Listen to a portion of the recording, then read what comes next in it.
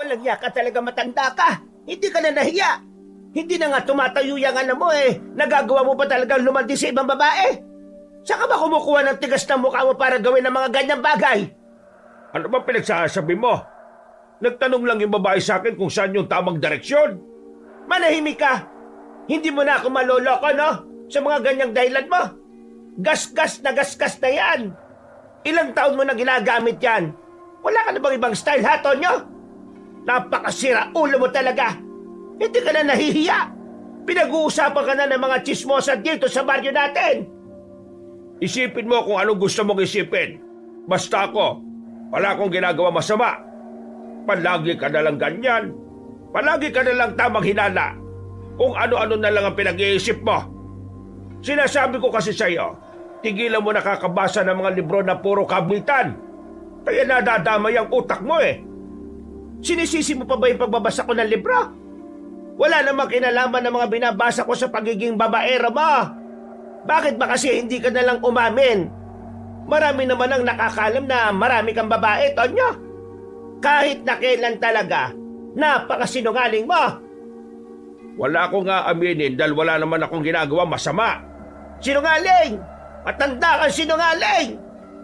Kung ako sinungaling, ikaw, suga pa sa pera. Anong sabi mo? O bakit, hindi ba? Hindi ba suga pa ka nga sa pera? Kapag ako may pera, gusto mo ibigay ko sa iyo. Pero kapag ikaw ang meron, ayaw mo akong hatian. Suga pa! Eh malamang, bakit kita hahatian eh? Alam ko naman kung saan mapupunta yung pera. Di ba nga sa babae mo? Kaya dapat lang napagdamutan kita ng pera dahil di mo naman gagamitin sa maayos. At yung pera mo, tama lang, naibigay mo sa amin ng anak mo dahil kami ang pamilya mo.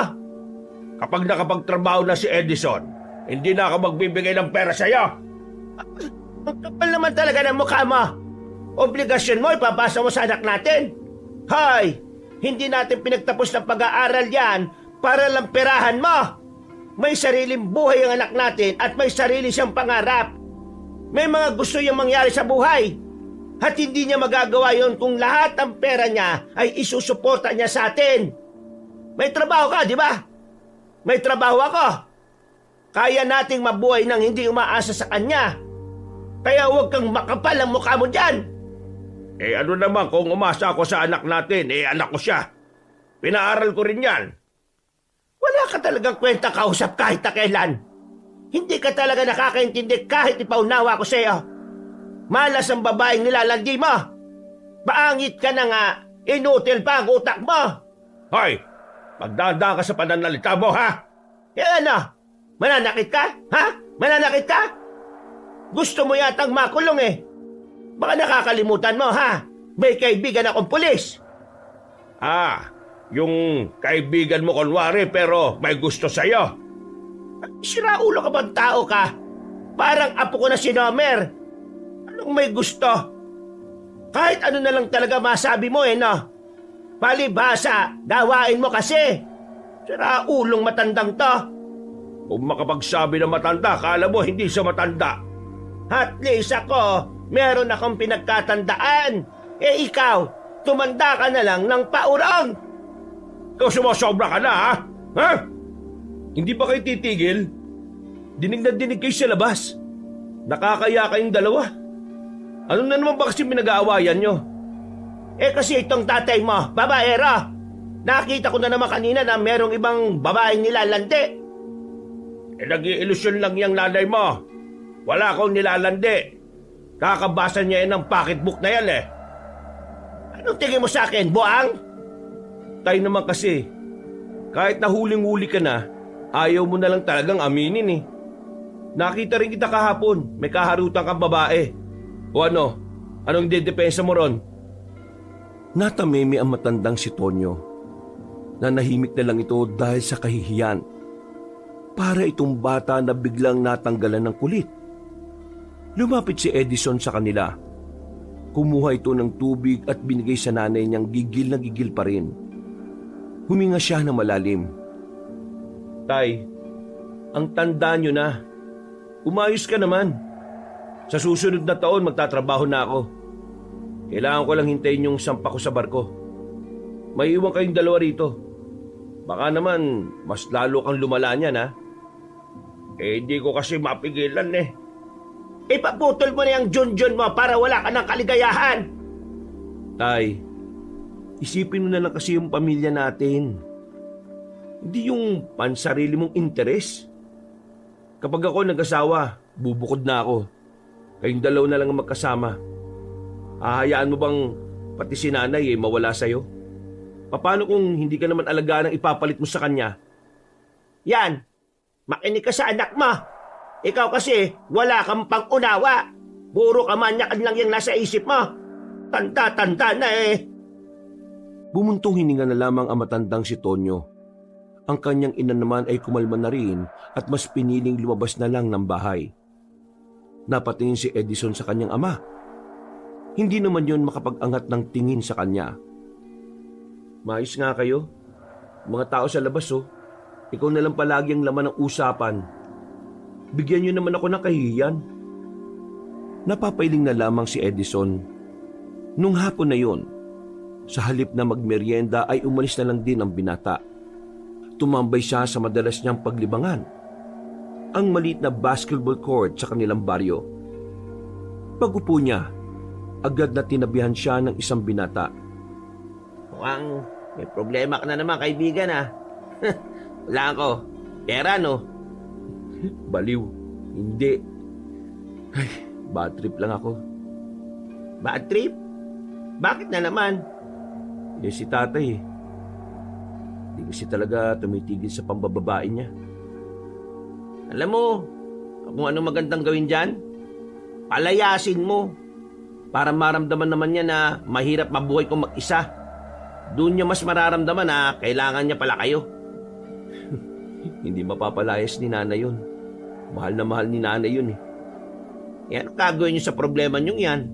Palagi na kaya kayong pinag-uusapan sa palengke. Pinagsabihan ko na naman si tatay pero sana makinig siya. Huwag mo na nga muna isipin yan. Kumusta naman pala yung trabaho? Wala pa. Baka sa susunod na taon pa ako makakasampa. Pasalubong ah. Pasalubong na pinagsasabi mo dyan. Magtatrabaho ako, hindi mamamasyal. Ay, siya nga pala pre. Ano palang nangyari doon sa pamangkin ni Mang Esteban? Nakita ko kanina parang putlang-putla eh. Tapos lantang-lanta. Dinala na nga yata nila sa ospital. Yun ba? Ganito kasi yan pre. Alam mo, sabi na matatanda sa amin, dapat daw di dinala sa ospital eh. Ha? Bakit hindi dadalhin sa ospital? Di namatay yun. Kita mo naman yung itsura, parang hindi na gumagalaw eh. Kaya nga daw, hindi dapat dinala sa ospital. Kasi may posibilidad daw na aswang ang dahilan kung bakit nagkaganon ng pamangkin ni Mang Esteban. Binati raw ng aswang o pinaglaruan. Teka. Ano? Aswang? Seryoso ka ba? Oo, aswang. Hindi ka ba naniniwala sa aswang? Malamang hindi. Kung sa bagay, kasi ang tagal mo nga pala sa Maynila Pero, totoo yun pre. Nung nawala ka dito, madalas may nakikitang aswang sa gubat. 2 buwan pa lang kasi nung bumalik ka rito eh. Pag tumagal, makakakita ka na rin dito. Ewan ko lang Hindi kasi talaga ako naniniwala sa mga ganyan eh. Pero kung sakaling aswang nga ang may gawa nun, bakit naman gaganunin yung pamangkin ni Mang Esteban? Ano nga ang pangalan nun? Si Lito. Sabi kasi ng iba, maangas daw kasi si Lito eh. Laging napapaaway kahit saan napapadpad. Pero aswang? Hindi ko talaga maisip eh. Alam ko, sa comics lang yan eh. Tsaka, panakot lang yan na matatanda dati, di ba? Hindi ka naman talaga maniniwala kapag hindi mo nakita, di ba? Hintayin mo na lang na ikaw mismo makakita. Wag na nga natin pag-usapan yan. Ang mabuti pa, puntahan na lang natin si Dada. Ang sabi nun kahapon manlilibre siya, di ba? Ay, oo nga no. Pero, hindi ka ba muna maglalaro? Laro muna tayo. Mas nagugutom ako. Tara na, mamburao na muna tayo kay Dada. Binitiwan na muna ni Edgar ang bola at saka sabay na silang naglakad. Mga ilang sandali lang ay narating na rin naman nila ang bahay ng kanilang kaibigan. Madalas na mag-isa lang si Dada roon, kaya diretso pasok na sila sa bakuran. Nakita nila si Dada na nag-aayos ng bangko. Oh, ano na naman ba yan? Tamang ayos ka na naman kahit wala namang sira Iba tama pre Baliw, nasira to kanina. Pinampalo sa akin ni tatay. Ha? Seryoso? Oh, tingnan nyo. Pinakita ni Dada ang malaking pasa sa kanyang likuran. Sa isang iglap, nakaramdam sila ng awa para sa kaibigan nila. Agad nila itong nilapitan at tinabihan. Bumuntong hininga naman si Dada. Bakit pre? Ano ba kasing nangyari? Naiwala ko yung susi ng motor niya Ay loko, magagalit talaga yun. Pero grabe naman yung pinalo ka ng silyan na yan. Saan ka ba pumunta? Pwede naman natin hanapin ngayon Nakasabit lang yun sa tagiliran ko Tapos, inutusan niya ako kanina na bumili. Pagbalik ko, nasa akin pa nga yun Sigurado ka bang wala ka ng ibang pinuntahan? Ibang pinuntahan? Ay, oo, naalala ko na. Kanina pala, kumuha ko ng dahon ng bayabas sa gubat. Panglanggas dun sa sugat ni nanay. Baka mamaya, dun mo naman pala naiwan yung susi. Tulungan ka na namin mahanap yun. Kawawa ka naman Dakong alas 5 ng hapon ay lumarga na ang magkakaibigan. Papunta sila sa gubat. Ang kaso nga lang, hindi nakabisado ni Dada kung saan siya napadaan. Kamot ulo siya habang naghahanap. Ang bihira. Dumilim na lang, wala pa tayong nakikita. Sana pala hindi lang isang flashlight ang nadala natin. Da, ang laki ng gubat no? Di mo ba talaga matandaan kung saan ka dumaan? Parang sa pagkakatanda ko kasi doon yun galing na nga tayo doon pre. Pero wala naman doon. Baka naman kasi hindi dito sa gubat na wala. Hindi, dito talaga yun. Nung umuwi ako galing dito, wala na yung susi Ay nako, aabutin tayo ng siyam-siyam dito. Ang dilim-dilim pa naman. Sa kanilang pagpapatuloy, hindi na nila namalaya na unti-unti na pala nilang nararating ang pusod ng kagubatan. Hindi nila alintana ang maaring panganib na kanilang haharapin. Ang tanging nasa isip lamang nila ay mahanap ang nawawalang susi. Pre, sobrang layo na natin. Siguro naman hindi ka na nakarating dito kanina, no? Ang bira naman talaga, Di buti na kaya natin tong buong gubat. Sira ulo. Baka mamaya matuklaw pa tayo ng ahas dyan Pre, ganito na lang. Sa ngayon, kailangan na muna natin bumalik sa atin. Bukas na lang natin hanapin ulit. Pare-pareho naman tayong mga tambay kaya palagi tayong may oras. Iisip mo na lang muna yung suntok ng tatay mo. Uy, para kang timang. Sinasaktan na nga yung tao, ginagawa mo pang katatawanan. Biro lang naman. O sige na, bukas na lang siguro tayo bumalik. Ililibre ko na lang kayo ngayon. Pero baka pares lang Kasi di pa ako nabigyan ng pera ni nanay Walang problema. Nagugutom na rin kasi ako Sakto yan.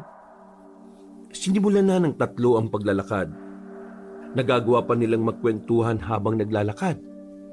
Pero napatigil sila sa tapat ng punong akasya nang may marinig silang tila nangungurog na hayop. Sa kanilang kuryosidad, naisipan nilang hanapin kung saan nagmumula ang kanilang naririnig. Hanggang sa nakarating na nga sila sa maliit na abandonadong kubo. Tinutukan nila yon ng ilaw.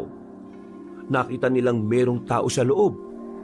Lumapit pa sila ng bahagya sa pagnanais na malaman kung sino ang naroon. Ilang saglit lang, nakita nila ang isang babae. Mahaba ang buhok nito. Meron nitong kinakain. Nang humarap ito sa kanila, kitang-kita nila ang duguan nitong bibig habang sa lapag naman, saka lamang nila napansin ang isang tao na wala ng buhay.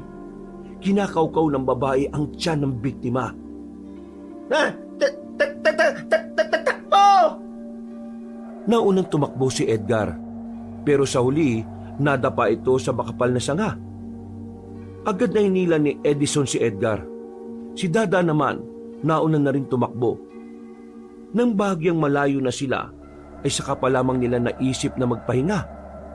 Hingal na hingal ang tatlo. Nakatago sila sa likuran ng malapad na katawan ng puno. Patay mo muna yung flashlight mo para hindi niya agad malaman kung nasaan tayo. Ang dilim-dilim sa daan eh. Ang kulit mo. Mamaya na natin gagamitin niya kapag aalis na tayo. Magpahinga muna tayo rito. Sumunod na lamang si Dada sa sinabi ni Edgar. Ilang segundo pa lang pagpatay ni Dada ng flashlight, naramdaman na kagad nila ang presensya ng babaeng aswang. Hindi sila gumalaw para hindi makalikha ng ingay.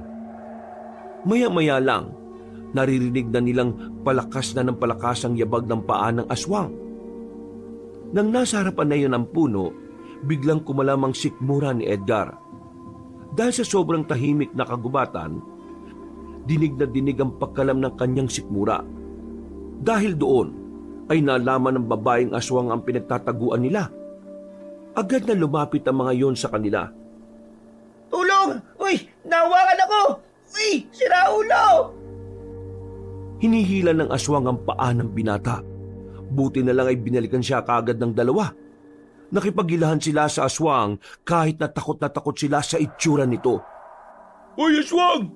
Kaibigan namin to! Umalap ka ng ibang kaibigan mo! Lakasan pa natin! Kakailan nyo, magigimana ng galang katawan ko eh! Umangil-angil lang ang aswang sa kanila. Kahit na babae yon, ramdam nila na hindi normal ang lakas nito. Kaya naman, mas lalo pa nilang binuo sa mga natitira nilang enerhiya. Hindi nagtagal, nabawi nila ang kaibigan nila. Pero nanatili lang sa harapan nila ang aswang na yon. Ano ba kailangan mo sa amin? Galit ka ba kasi naistorbo ka namin, ha? Walang niyang buhay talaga to. Totoo pala tong ganito. Edgar, sige na. Sumama ka na sa kanya. Magsakripisyo ka na. Tarantado! Ginawa mo pa akong alay, ah. Aswang, pwede bang iba na lang ang kainin mo? O kung pwede lang, wag na lang kami. Kakakain mo lang, di ba? Hindi ka ba nabubusog? Hindi nagsalita ang babaeng aswang, pero si Dada meron siyang naisip na ibang paraan. Bigla nitong binuksan ng flashlight at itinutok sa mukha ng aswang. Nang masilaw yon, ay hindi na nagdalawang isip si Dada. Sinuntok niya sa mukha ang babae kaya agad yung natumba. Takbo na! Kumaripas agad sila ng takbo habang ang babaeng aswang naman ay namimilipit pa sa sakit na mukha. Pero nang makalayo na sila, narinig nilang sumigaw ang babae. Nakakatakot ang sigaw na yon. Ramdam na ramdam nila ang puot at galit nito sa kanila. Bilisan nyo! Malapit na tayong makalabas ng gubat na to! Dali! Teka lang! Tsinelas ko napigtal! Iwan mo na yan! 300 pesos to, baliw ka ba? Mas malak kabaong, pre! Hinila na ni Edgar si Dada. At kalaunan nga lang din ay narating na nila ang kalsada. Nabawasan kahit na papano ang kanilang takot dahil may mga dumadaan pang sasakyan. Hingal na hingal sila habang nasa gilid sila ng kalsada. Lintik, munti ka na tayo ron, ha? Oh, di ba Edison? Sinabi ko na sa'yo na totoo mga aswang. Oh, naniniwala na ako. Ang tanong dito, bakit sila lumitaw ngayon?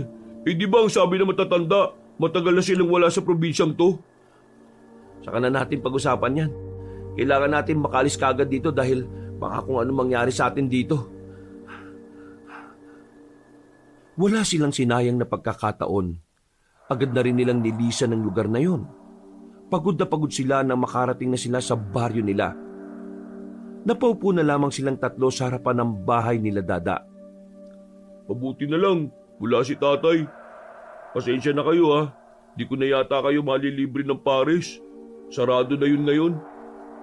Okay lang. Ang mahalaga naman ngayon nasa ligtas na kalagayan na tayo. Buti, hindi nakakuha nun si Edgar. Kundi, isang kwento na lang siya ngayon. Anong gagawin natin? Papaalam ba natin to sa barangay? Maniwala kaya sila sa atin? Di ba nung nakaraan yung tungkol sa pamangkin ni Mang Esteban, hindi rin naman sila pinakinggan kasi hindi naniniwala ang mga taga-barangay na may aswang. Ay, nako, tingin ko, wag na muna natin ipaalam sa iba kung ano man ang nakita natin. Magmumukha lang tayong siraulo Baka isipin pa ng mga taga-barangay nananakot lang tayo para wala na namang lumabas ng gabi. Tama si Edison. Ang inaalala ko lang naman kasi, baka mamaya niyan, hanapin tayo ng aswang. Kasi nakita niya mukha natin. Hindi kaya malagay na rin sa alanganin yung buhay natin. Huwag ka nga mag-isip ng ganyan. Baka mamaya malasin tayo. May alam akong panlaban sa mga aswang na yan Ano naman? Bawang. Tapos, haluan mo ng asin at suka, no? Sarap sausawa ng chicharon yan. Ano ka ba? Luma na yung bawang-bawang na yan. Sabi nila Aling Nori, hindi na raw tumatalab ang mga bawang sa aswang. Basta, wala na muna tayong pagsasabihan Sa ngayon, magpahinga na muna tayo. Nag-apiran pa ang tatlo na parabang walang nangyari. Naghiwa-hiwalay na rin sila ng landas ng mga sandaling yun. Pagdating ni Edison, inabutan niyang naghahain na ng pagkain ng kanyang ina. Ang tatay naman niya ay nililinis sa mga napaglutuan sa labas. Sakto. Eto, luto ng sinigang na bangos. Buti naman at tayo ang nagluto. Ngako, tatay mo nagluto niyan. Ewan ko kung anong nakain ng isang yan. Nako, si tatay na naman pala nagluto. Siguradong napakaasim na naman ito. Inubos mo naman yung pinitas ng mga sampalok Kahit na sobrang asim ng nilutong ulam ni Mang Tonyo, napilitan na lamang kumain si Edison. Kahit na inis siya sa ama, ayaw din naman niyang mapasama pa ang loob nito. Dahil hanggat maaari, inaayos niya ang ugali ng kanyang ama. Makalipas ang ilang minuto, ay natapos na rin ang kanilang hapunan. Himulang hindi nagsagutan sa pagkainan ng mag-asawang Tonyo at Eva. Sige nanay, ako nang bahala rito. Magpahinga na ho kayo. Sigurado ka ba? Opo naman. Wala pa naman akong ginagawa sa buhay kaya lahat ng gawaing bahay, pwede ko namang gawin. Pero huwag ka masyadong mabagabag anak Hindi kita minamadaling kumita ng pera. Hanggat maaari, gusto ko munang ma-enjoy mo yung buhay ng isang binata na wala pang iniisip na responsibilidad. Para bago mo man lang pasukin ang realidad naranasan mo makapag-relax at makapagpahinga. Maraming salamat, Nay Nay, bakit pala bait-bait niyo sa akin? Nung nag-aaral ako sa Maynila, lagi kayong galit kapag nag-uusap tayo sa tawag. Akala ko tuloy nun, ayaw niyo na ako makausap Ano ka ba naman? Sinasadya ko lang yun para hindi ka na magtanong kung kumusta na kami. Ayaw ko kasing malaman mo na nahihirapan kami dito noon. Kasi ayaw ko masira ang focus mo sa pag-aaral. Maraming salamat talaga, Nay. Di bale, makakabawi rin ako sa inyo balang araw. Bumawi ka sa sarili mo para sa ilang taon mong pag-aaral. Tinapik siya sa balikat ng kanyang ina at saka naglakad na rin papasok ng kanilang bahay. Habang ang lalaking si Edison naman ay naiwan sa bakuran para maghugas ng kanilang pinagkainan. Napangiti na lamang ang binata. Natutuwa siya sa kabaitan ng kanyang ina. Sa sobrang bait ng kanyang nanay, ay mas lalong hindi niya maintindihan kung papaanong nagagawang magloko ng kanyang ama. Ay naku, Diyos ko. Nakakainis talaga kapag naalala ko yung kalokohan ni tatay. Ay, nakapaghugas na nga lang. Mabilis na hinugasan ng binata ang mga pinggan. Pagkatapos ng ginawa niya, ay naligo siya sa pusuhan na nasa gilid lang din naman ng kanilang bahay. Habang naliligo, merong dalawang tsismosa na napadaan sa kanilang bahay. Narinig niya ang sinabi ng mga yun na meron na namang kinausap na ibang babae si Mang Tonyo. Kaya kahit basang-basa, naglakad ang binata patungo sa kinaroroonan ng kanyang ama. Inabutan niya yung nakakbay sa isang babae. mas batang babae na parang wala pang 30. Maganda at maputi. Aminado si Edison na kapansin-pansin talaga ang itsura nito. Tay, anong ibig sabihin na naman ito? Gulat na gulat ang kanyang ama. Napabitaw agad ito at saka umalis sa kinauupuan. Nagtinginan din naman ang lahat ng nasa bilyaran. Pero walang pakialam si Edison. Masyado na siyang nababana sa kanyang ama. Anak, dito tayo mag-usap. Oh, ano na naman ang idadahilan nyo? Tropa mo lang yun. O baka sabihin mo sa akin na ayos lang akbayan yun kasi may lawit. Loko ka. Hindi yung bakla. Yun nga ang punto eh. Nang bababae ka na naman. Akala ko ba nagkaintindihan na tayo na pipilitin mong baguhin yung ganitong ugali mo? Ano na naman ba to? Kung hindi ko pa maririnig sa iba, hindi ko rin talaga malalaman eh ano. Kasi mahirap talaga eh. Anong gagawin natin ngayon? Palalayasin nyo na ba ako? Malaki naman ang ambag ko sa bahay ah. Nasa katinoan pa ba ang utak mo, Tay? Kailan ka ba pinalayas ni nanay kahit na tinatarantado mo siya? Kung balik rin kaya natin ng sitwasyon, ikaw ngayon ang lokohin ni nanay, ano mararamdaman mo? Hindi nakapagsalita ang matandang lalaki. Kagaya ng dati kapag wala na itong masabi, yumuyuko na lamang ito. O di ba? Di ka rin makapagsalita? Alam mo, Tay, ang hirap mo nang intindihin eh.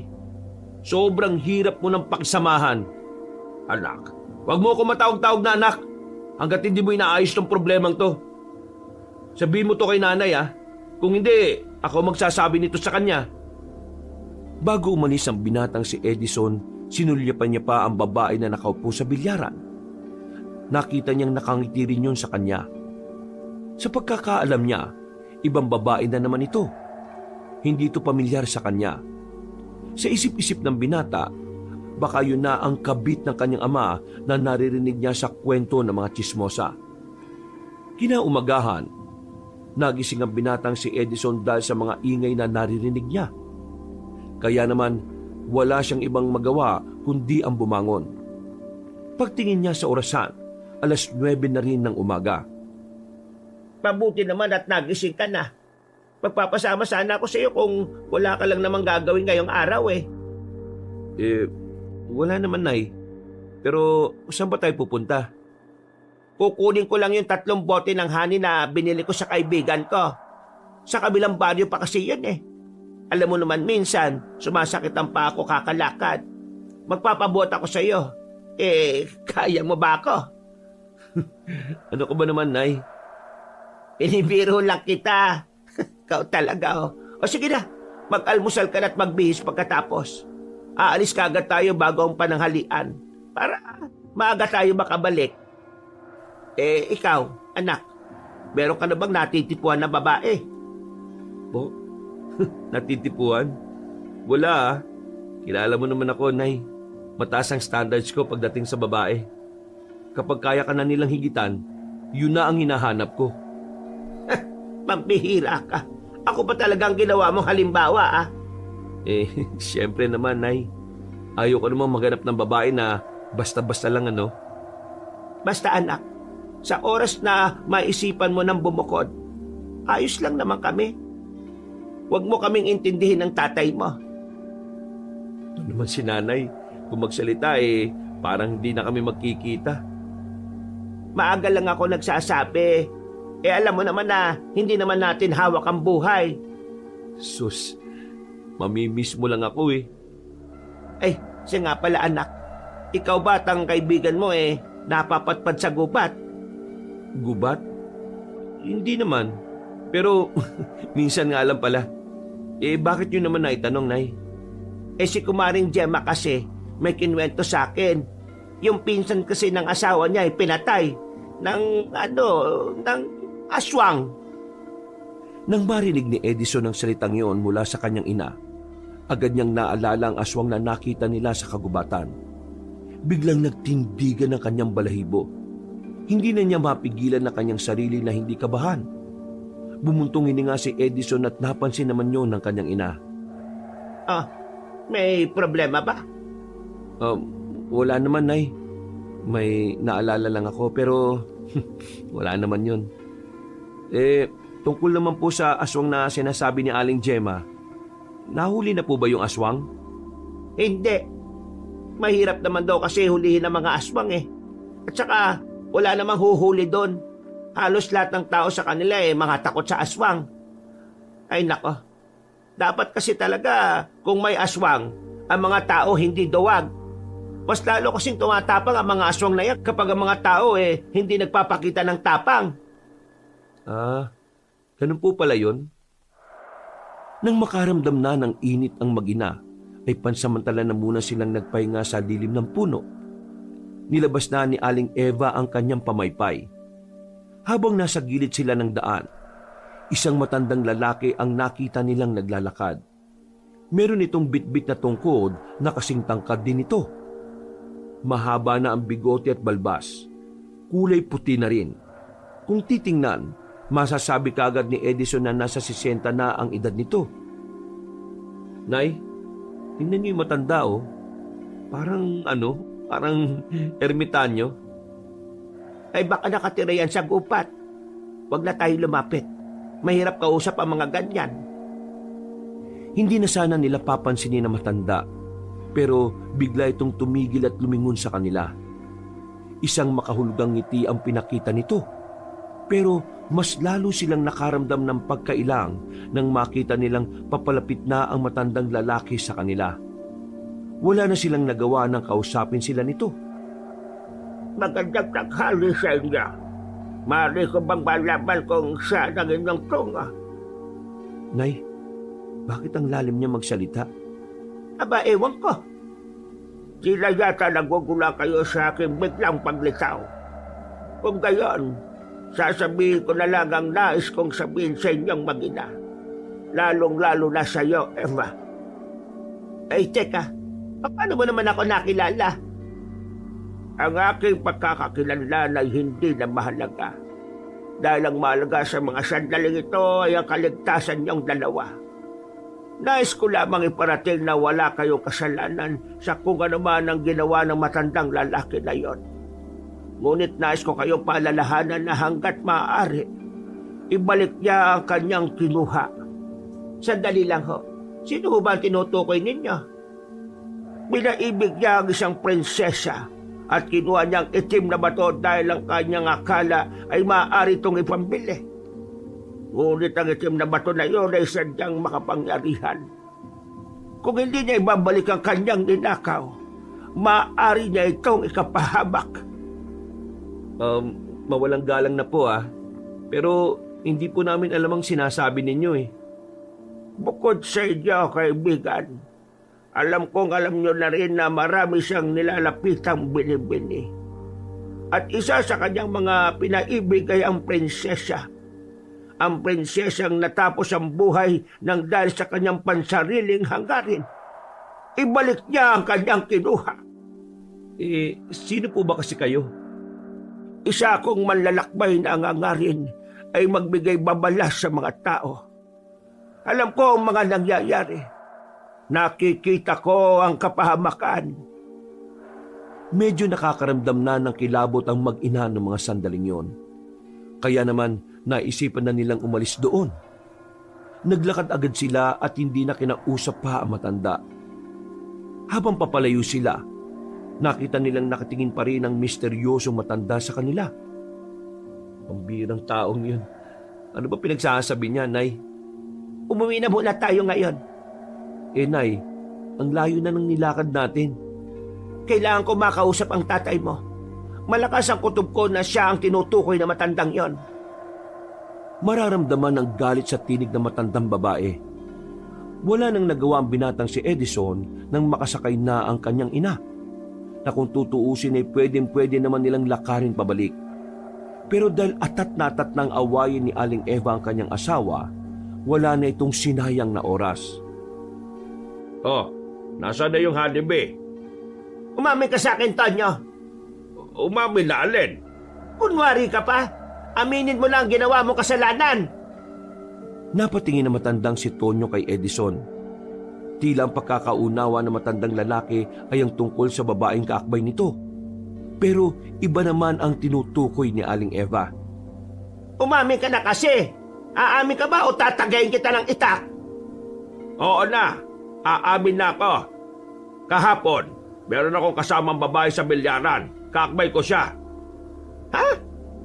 Yung babaeng yon, siya yung lehitimong kabit ko. Tila gumuho na ang mundo ni Aling Eva nang marinig yon. Kaya naiba na ang usapan ng mga sandaling yon. Sa halip na malaman nila kung sinong prinsesa ang niloko ni Mang Tonyo, natuon ang kanilang atensyon sa kabit na matandang lalaki.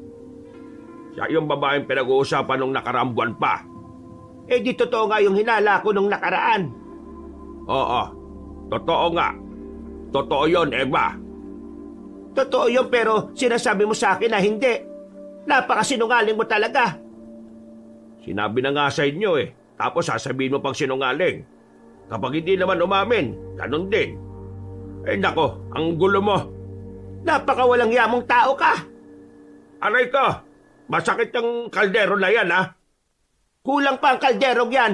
Ang dapat sa'yo, nilulumpo ka. Inalisa ka na sana ng pagkalalaki mo. Walang yakang matanda ka. Hindi na napigilan ni Aling Eva ang kanyang sarili. Kinuha na nito ang mahabang kutsilyo. Nang iaamba na nito ang kutsilyo kay Mang Tonyo ay agad-agad naman itong tumakbo palabas ng bahay. Napaupo na lamang din na matandang si Eva sa gilid at iyak ito ng iyak. Naninikip ang kanyang dibdib. Inasikaso naman ito ng binata. At ilang minuto lang naman ay naging kalmado na ang matandang babae. Palalayasin ko ang tatay mo. Wala na akong pakialam kung may inambag siya sa pamamahay na ito. Masyado na masakit ang puso at ulo ko sa kanya. Kung kailan kami tumanda, saka naman siya gumanyan. Kung yan po ang desisyon ninyo, hindi ko na yun tututulan. Inagalang ko ang nararamdaman nyo, Nay. Masensya ka na, Edison. Nakikita mo pa mga ganito. Nadadamay ka pa. Nay, anak niyo ako. Karamay niyo ako palagi. At hindi ko naman kukonsinti ng ginagawa ni tatay. Tatandaan niyo palagi, kakampi niyo ako. Tumango na lamang ang kanyang ina, pero nakatulala pa rin ito sa ibaba. Balisa at hindi pa rin tumitigil sa pag-iyak. Noong mga sandaling yon, matinding galit din ang nararamdaman ni Edison para sa kanyang ama. Pinipigilan niya lamang ang kanyang sarili na makapanakit. Sandali niyang iniwan ang kanyang ina at lumabas siya sa kanilang bahay. Nakasalubong niya pa si Dada at si Edgar, pero hindi niya yun kinausap. Diretso lamang siyang nagpunta sa bilyaran. Sakto namang nakita niya roon ang kanyang ama na kasama na naman ang babae na sa pagkakarinig niya, Sonia ang pangalan. Uy! Anong gagawin mo, pre? Pre, relax lang Hindi niya pinakinggan ang sinabi ng kanyang dalawang kaibigan. Agad niyang nilapitan ng ama at hinila ito sa inuman. Sinusubukan ko hindi makapanakit Pero yung ginawa mo kay nanay, hindi ko na kaya pang tiisin. Biglang sinuntok ni Edison si Mang Tonyo. Sa lakas ng suntok, natumba ito sa lamesa kung saan nagiinuman ng mga lasing. Maging ang babaeng si Sonia rin sa gilid ay nabigla din sa kanyang ginawa. Walang hiya ka! Paano mo nagawa saktan ng tatay mo? Ikaw ang walang hiya! Paano mo nagagawang bastusin at saktan si nanay? Ha? Paano? Pre, tama na. Tatay mo pa rin yan. Wala akong ama na kagaya niya.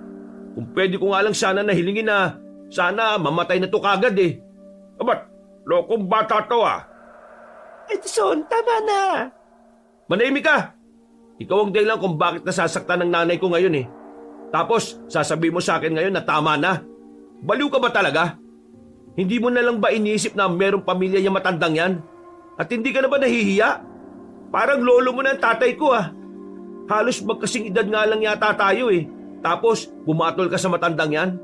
Bakit? Dahil may pera? Nabibigay niya ba ang luho niya sa'yo? Ganun ka na ba kababang babae, ha? Isipin mo na gusto mong isipin. Pero totoong masaya ako kapag siya ang kasama ko. Wala akong pakialam kung gaano ka kasaya. Ang sinasabi ko, sumira ka ng pamilya. May sinatnang kang tao. May binastos kang tahanan. Edison, kumalma ka nga muna. Pwede naman natin pag-usapan ng mga bagay na ganito eh. Ikaw, Tay, isoli mo kung ano man yung kinuha mo. Dahil kapag kami ni Nanay ang nadamay sa katarantaduan mo, mas lalo ka namin hindi mapapatawad. Nanlalaki ang mga mata na matandang si Mang Tonyo. Pero agad na rin namang umalis doon si Edison. Sa inis niya, tumambay na lamang muna siya sa kagubatan para magpalamig ng kanyang ulo. Banas na banas siya sa mga nangyayari. Gusto niyang bugbugin ang kanyang ama pero hindi niya yung magawa. Kahit na papaano, ginagalang niya pa rin ng tatay niya. Pambira din naman kasi karakas ng tatay mo eh. Kahit matanda na, talagang ang lakas ng sex appeal, pre. Kaya ang dami tuloy talagang nalolokong babae. Tingin ko, pre, kailangan nyo lang talagang palayasin si Mang Tonyo. Kasi parang anay yan, pre. Unti-unti niyang wawasakin ang buhay ninyo. Palalayasin na siya ni Nanay. At sana lang talaga, hindi na siya bumalik. Eh si Aling Eva naman, kakayanin niya kayang mawala ang tatay mo? Oo nga, parang sobrang mahal na mahal ng nanay mo si Mang Tonyo eh. Hindi ko alam kung ano na mangyayari. Basta ako, sagad na ako. Hindi ko natatanggapin yung matandang yun sa buhay namin. Huminga ng malalim ang binatang si Edison.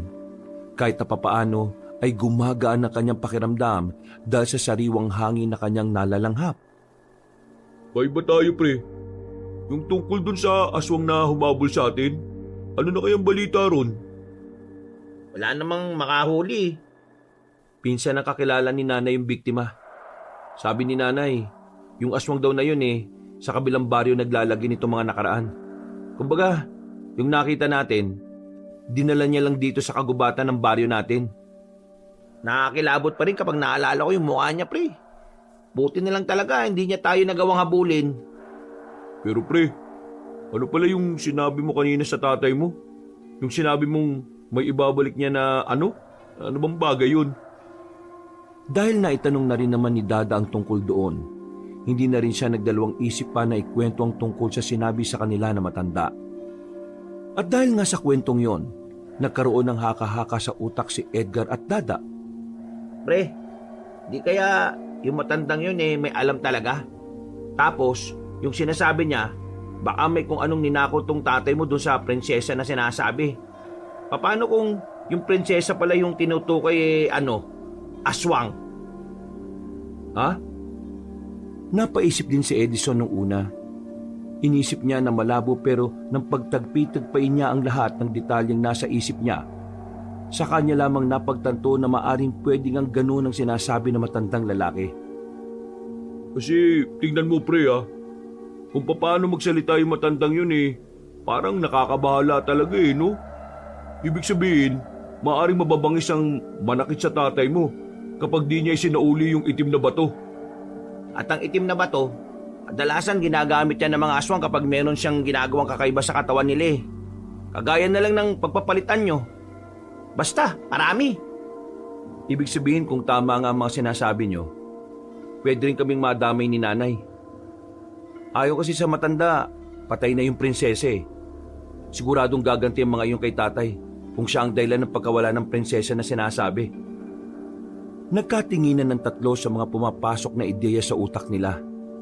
Nagdudulot ito ng kakaibang kaba. Nang lumamig na ang ulo ng binatang si Edison ay agad na rin itong umuwi ng kanilang bahay. Inabutan niya ang ina na nagluluto ng banana Q para sa kanilang merienda. Ngumiti ito sa kanya na para bang walang nangyari. Pero kahit na nakangiti ang matandang babae, nararamdaman niya pa rin ang sakit na nararamdaman ito. Nakarating sa akin yung ginawa mo sa tatay mo. Hindi ko na kasi talaga kaya na Nakakainis na Hindi mo na sana ginawa yon. Ayaw ko na nasisira ka sa mga tao. Isa pa, alam kong hindi ka tipo ng tao na nananakit. Nay, hindi niyo naman siguro ako masisisi. Matagal ko na rin namang nasasaksihan yan Hindi pa rin siya tumitigil kahit na anong sabi sa kanya. Pero, ayos na kasi sa akin yon. Ano po? Ayos ang alin? Ang pagluloko niya? Matagal ko naman ang nararamdaman na ang tatay mo. Gusto niya na sa iba. Ako naman, inihahanda ko na ang sarili ko sa mga ganitong klase ng pangyayari. Tanggap ko na ngayon. Nauunawaan ko na hindi lahat ng bagay ay maibibigay ko.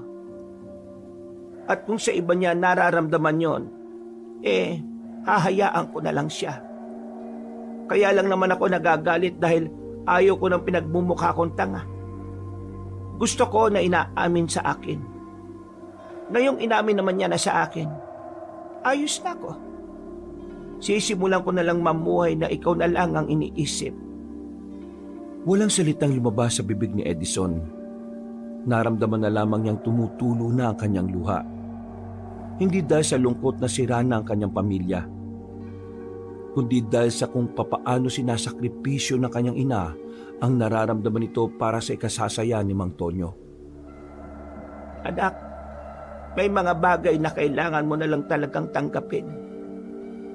Sa buhay, kung ano yung may magandang dulot sa iyo, doon ka dapat nakatuon.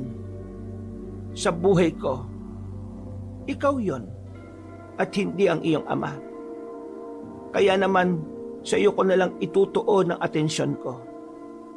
Kahit na anong maitulong ko, gagawin ko para lang maging masaya tayong dalawa. Huwag kayong mag-alala, Nay. Hahanap ako ng ibang trabaho na kung saan magkakasama pa rin tayong dalawa. Paano ang pagbabarko mo?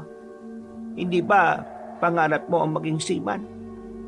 Ang pangarap ko na po ngayon ay mas makasama pa kayo ng mas matagal. Hindi na napigilan ng binata ang kanyang sarili. Niyakap na niya ang kanyang ina. Noong mga sandaling yon, ay nararamdaman niya ang kaginhawaan. Napagtanto niya na mas magiging magaan pala ang lahat kung matututo tayong tanggapin ang mga bagay na mahirap nang baguhin. Nung gabing yon, Sigurado ka bang ayos ka lang? Ayos lang naman pre kung iiyak ka sa amin. Hindi ka naman namin huhusgahan eh. Ang sabi nga nila, ang pag-iyak para ding pagtawa. Pinapakita mo lang kung ano ang tunay mong nararamdaman. ayos na ako. Maraming salamat sa concern niyo, ha.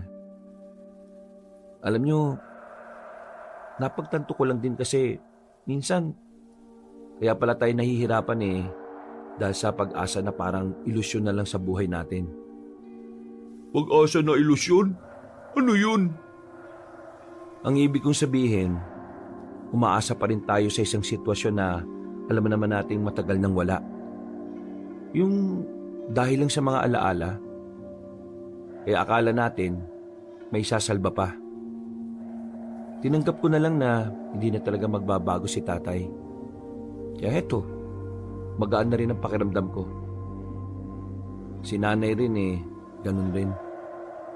Tama nga sinasabi nila, no? The best way to feel better is to accept the truth. Tama ba yung English ko? Ewan ko sa'yo. Pwede naman kasing Tagalogin Siya nga pala, Dada. Nahanap na ba yung susi ng tatay mo? Oo, nahanap ko na. Nasa ibabaw lang pala ng altar. Siraulo ka talaga no? Munti ka pa tayo malapan ng aswang dahil niya sa susi na yan tapos nasa altar lang pala. Sorry naman.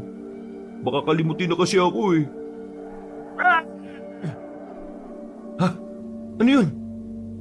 Napatay yung tatlong binata habang nakatambay sila sa lumang waiting shed dahil sa kanilang narinig. Nakilala ni Edison ang tinig na yun. Hindi siya maaaring magkamali. Boses yun ng kanyang ama.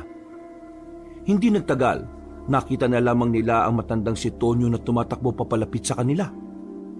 Natataranta ito sabay sabing, May mga aswang! Nakita ko sila! Kitang-kita ko! Munti ka na nila akong kunin! Magsasalita pa sana si Edison pero agad na rin pumasok ng baryo ang kanyang ama. Dumampot sila ng kahoy sa gilid nang marinig ang mga hiyawan ng mga nilalang. Pero hindi rin naman yun lumapit sa kanila. Papasok na sana sila sa loob ng baryo pero nakakasalubong naman nila ang kabit ni Mang Tonyo, si Sonia. Nagmamadali itong maglakad patungo palayo. Hoy! May mga aswang dyan! Gusto mo na bang malapa? Hindi lumingon sa kanila ang magandang babae. Diretso lamang yung naglakad. Bagay na ipinagtaka naman nila. Hindi kasi nila alam kung bakit tila pupuntahan pa ng dalaga ang kinaroroonan ng mga aswang. Yan na natin siya. Kabit naman yun eh. Dapat sa mga kabit, pinapapak talaga ng mga aswang. Pagpasok nila sa kanilang baryo, nakita nilang natataranta na ang mga tao. Naikalat na kasi agad ni Mang Tonyo ang masamang balita. Madali itong nagdulot ng katatakutan sa mga tao. Umina muna kayo sa inyo. Aasikasuhin ko lang si nanay. Tila nasa isang pelikula ang kanilang baryo ng mga sandaling yon. Yung atmosfera ng paligid ay tila nababalot ng kilabot na dulot ng mga aswang. Nay! Nay! Bumungad sa kanya ang kanyang ama na nag-iimpake na ng mga gamit nito, habang ang kanyang ina naman ay nasa gilid habang nanonood lang. Mabuti naman at aalis ka na rin dito. Hindi na ako ligtas sa lugar na ito. Hindi na! Narito na sila. Kukunin nila ako. Hindi to pwede. Hindi ako pwede mamatay. Hindi ako papayag. Aalis ako rito. Pagkatapos mag-impake, tumakbo na ito palabas ng kanilang bahay. Napapailing na lamang si Edison. Ano bang nangyayari sa tatay mo? Nakadroga na yata ang isang yun eh. Tama lang talaga na lumaya siya rito. Nay, tingin ko, may atraso siya sa mga aswang. Ha? Anong ibig mong sabihin, anak? Naalala niyo ba yung sinasabi sa atin ng matandang lalaki? Ang sabi niya, may kinuhang itim na bato si tatay. Baka ang itim na bato na kinuha niya, ipagmamay-ari ng mga aswang. Yan! Karma na niya yan! Nay, nababahala ako eh. Baka idamay tayo ng mga aswang kapag nalaman nilang pamilya natin si tatay. Napalunok ng laway ang matandang babae. Mababakas na sa mukha nito ang takot at pangamba. Pero huwag kayo mag-alala, Nay. Kahit anong mangyari, hindi naman kita pababayaan. Bukas, hahanap ako sa bayan ng mga nagtitinda ng mga pangontra. Hindi ako papayag na masaktan ka ng mga aswang na yun. Tumango na lamang ang matandang babae. Niyakap na lamang din niya ang nanay niya. Matapos ang usapan na yon, ay agad na rin naman silang naganda sa kanilang pagtulog. Isinarado ni Edison ng maigi ang kanilang mga bintana. 3 kandado rin ang inilagay niya sa pintuan. Ang itak naman ay nasa uluhan lang ni Edison habang nakahiga. Dilat na dilat ang kanyang mga mata. Hindi siya dinadalaw ng kahit na konting antok. Panay ang tingin niya sa pintuan. Kung minsan ay bumabangon pa siya para lang sumilip sa labas. 3:00 na. Siguro naman pwede na ako matulog. Bumalik na siya sa higaan, pero kahit na anong gawin niyang pagpikit ay hindi naman siya inaantok. Namalaya na lamang niya na inabot na pala siya ng umaga. Dilat na dilat pa rin ang kanyang mga mata. Napatingin siya sa kanyang pintuan nang bumukas yun at bumungad ang kanyang ina. Yung dalawa mong kaibigan, kaya aga-aga nasa bakuran na. Hinahanap ka. May lakad ba kayo ngayong araw? Oh, wala naman, Nay. Pero siguro magpapasama na lang ako sa kanila sa bayan para humanap ng pangontra. Ako naman mamaya, doon na muna kay Maring Tireng. Magluluto kasi ako doon. Sayang din ang ibabayad nila. Tumango na lamang si Edison at agad na lumabas para kausapin si Edgar at Dada. Nang makita na siya ng mga yon, ay agad siyang hinila palayo sa bahay nila. Pabulong na nagsalita ang dalawa. Nakakagulat na balita, pre. Sobrang nakakagulat, pre. Hindi ka maniniwala. Ano ba kasi yun? Yung mga aswang kagabi na tinakbuhan ng tatay mo, dedo na lahat. Ha? Patay ang lahat ng mga aswang? Teka, paano mangyayari yun? Yun nga ang palaisipan, pre. Sinong pumatay at papaano? Ang sabi lang kasi sa mga narinig namin, nasa 5 aswang na puro lalaki ang bangkay. Lahat ng yun, merong hiwa sa leeg. Alam mo, inalangan namin ni Dada. Parang biyasa yung pumaslang sa mga aswang na yun eh. Yung para talagang pumapas lang siya ng aswang. Manunugis ang tawag doon. Teka, ibig sabihin, may isang manunugis dito sa atin? Oo, malamang meron. Mabuti nga yun eh, para kahit na papano, may nagtatanggol sa atin. Hindi nakatiis si Edison ng umagang yon. Pumunta sila sa lugar kung saan naroon pa rin ang mga katawan ng mga aswang. Pagdating nila doon, nagkukumpulan pa rin ang mga tao. Karamihan sa mga naroroon ay mga tsismosa. Palis na sila nang mapansin ni Edison na naroon din ang babaeng si Sonia. Kalmado lang ang babae na parabang wala man lang nararamdaman na pangamba dahil sa mga nangyari.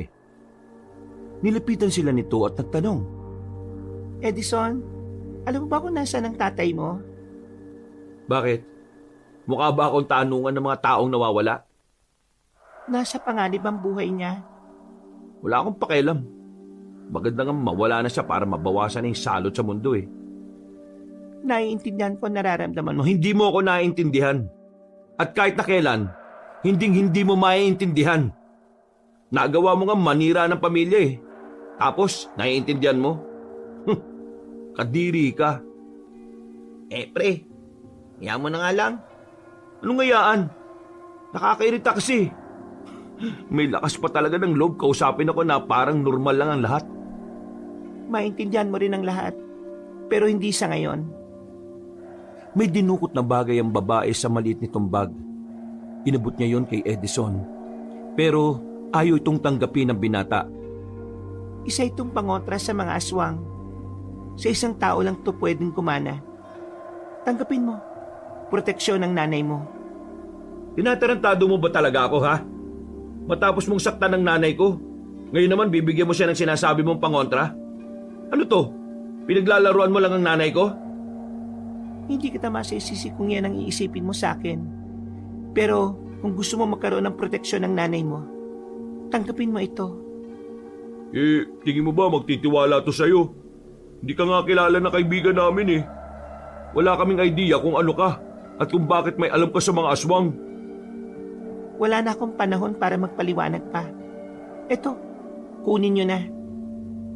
Sa palitang inilagay ni Sonia ang kwintas sa palad ni Edgar. Agad na rin naman itong umalis matapos nun. Lalo namang nakaramdam ng inis si Edison. Pero kalaunan ay kumalman na rin naman siya. Pre, anong gagawin ko rito? Tapon mo. Baka mamaya may kamalasang pangdalayan. Hindi ako magtitiwala sa taong sumira ng pamilya namin. Samahan niyo na nga ako sa bayan. Kailangan natin makabili ng mga pangontra. Hindi natin alam kung kailan darating ang mga aswang na yun. Nauna nang naglakad ang binata. Pumunta sila sa bayan. Nilibot nila ang buong lugar. Kahit sa kasulok-sulukan ng mga iskinita ay pinapasok na rin nila. Pero sa kasamaang palad ay wala naman silang napala. Hindi pa ba tayo kakain? Kanina pa ako nagugutom eh. Ikaw may pera dyan eh. Bakit hindi ka bumili? Ayaw niyo tumigil sa paglalakad eh. Pakiusap, pahinga muna tayo. Oy, Edison, bumalik ka nga rito. Kain muna daw tayo. Ha? Kain? O sige. Meron silang nadaanan na malaking karinderya. Pumesto sila sa bandang gilid. Akong bahala. Pili na kayo nakakainin. Ako, kahit na alin. Paano yan? Wala tayong nahanap na pangontra. Anong gagawin natin? Kailangan ko lang ng mapagtatanungan kung saan makakakuha ng pangontra. Makakahanap din tayo niyan. Tiwala lang. Ilang minuto pa ay dumating na rin ang kanilang pagkain. Payapa silang kumain pero si Edison nililibot niya ang tingin sa paligid. Dahil sa mga nangyayari, pakiramdam niya ay may mga aswang palagi sa paligid. Nakauwi naman sila ng payapa ng mga sandaling yon. Bigo sila sa kanilang lakad. Pero hindi pa rin napanghihinaan ng loob ang binatang si Edison. Kailangan niyang protektahan ng ina. At gagawin niya yon kahit na itaklang ang kanyang sandata. Kinagabihan. Hindi ba bumalik dito yung magaling kong ama? Hindi. At bakit mo naman naitanong? Akala ko ba ayaw mo na siyang narito? Nakausap ko yung Sonia, yung kabit ni tatay. Ang sabi niya, nasa panganib daw yung buhay ni tatay. Tapos, meron siyang binigay na kung anong pangontra na hindi ko tinanggap. Baka mamaya ipapahamak pa tayo ng pangontra na yun. Hindi ako nagtitiwala sa taong yun eh. Baka gusto niya lang talaga tayong sirain. Nakita ko rin ang babaeng yon. Maganda siya. Matangkad at mukhang maamo ang mukha. Inaamin ko nung una kong kita sa kanya hindi ko agad naisip na magiging kapit siya ng tatay mo. Parang ang hirap paniwalaan. At parang nahihiwagaan din ako sa babaeng yon. Parang meron siyang itinatago. Misteryoso ang katauhan niya para sa akin. Nay, huwag niyong sabihin na nakakalimutan niyo nang siya ang sumira sa pamilya natin. Hindi ko naman nakakalimutan. Pero mas hindi ko nakakalimutan na ang ama mo ang punot dulo ng lahat ng ito. Sige na, tapusin na lang natin itong kinakain natin. Bahala na ang ama mo kung saan man siya mapapadpad.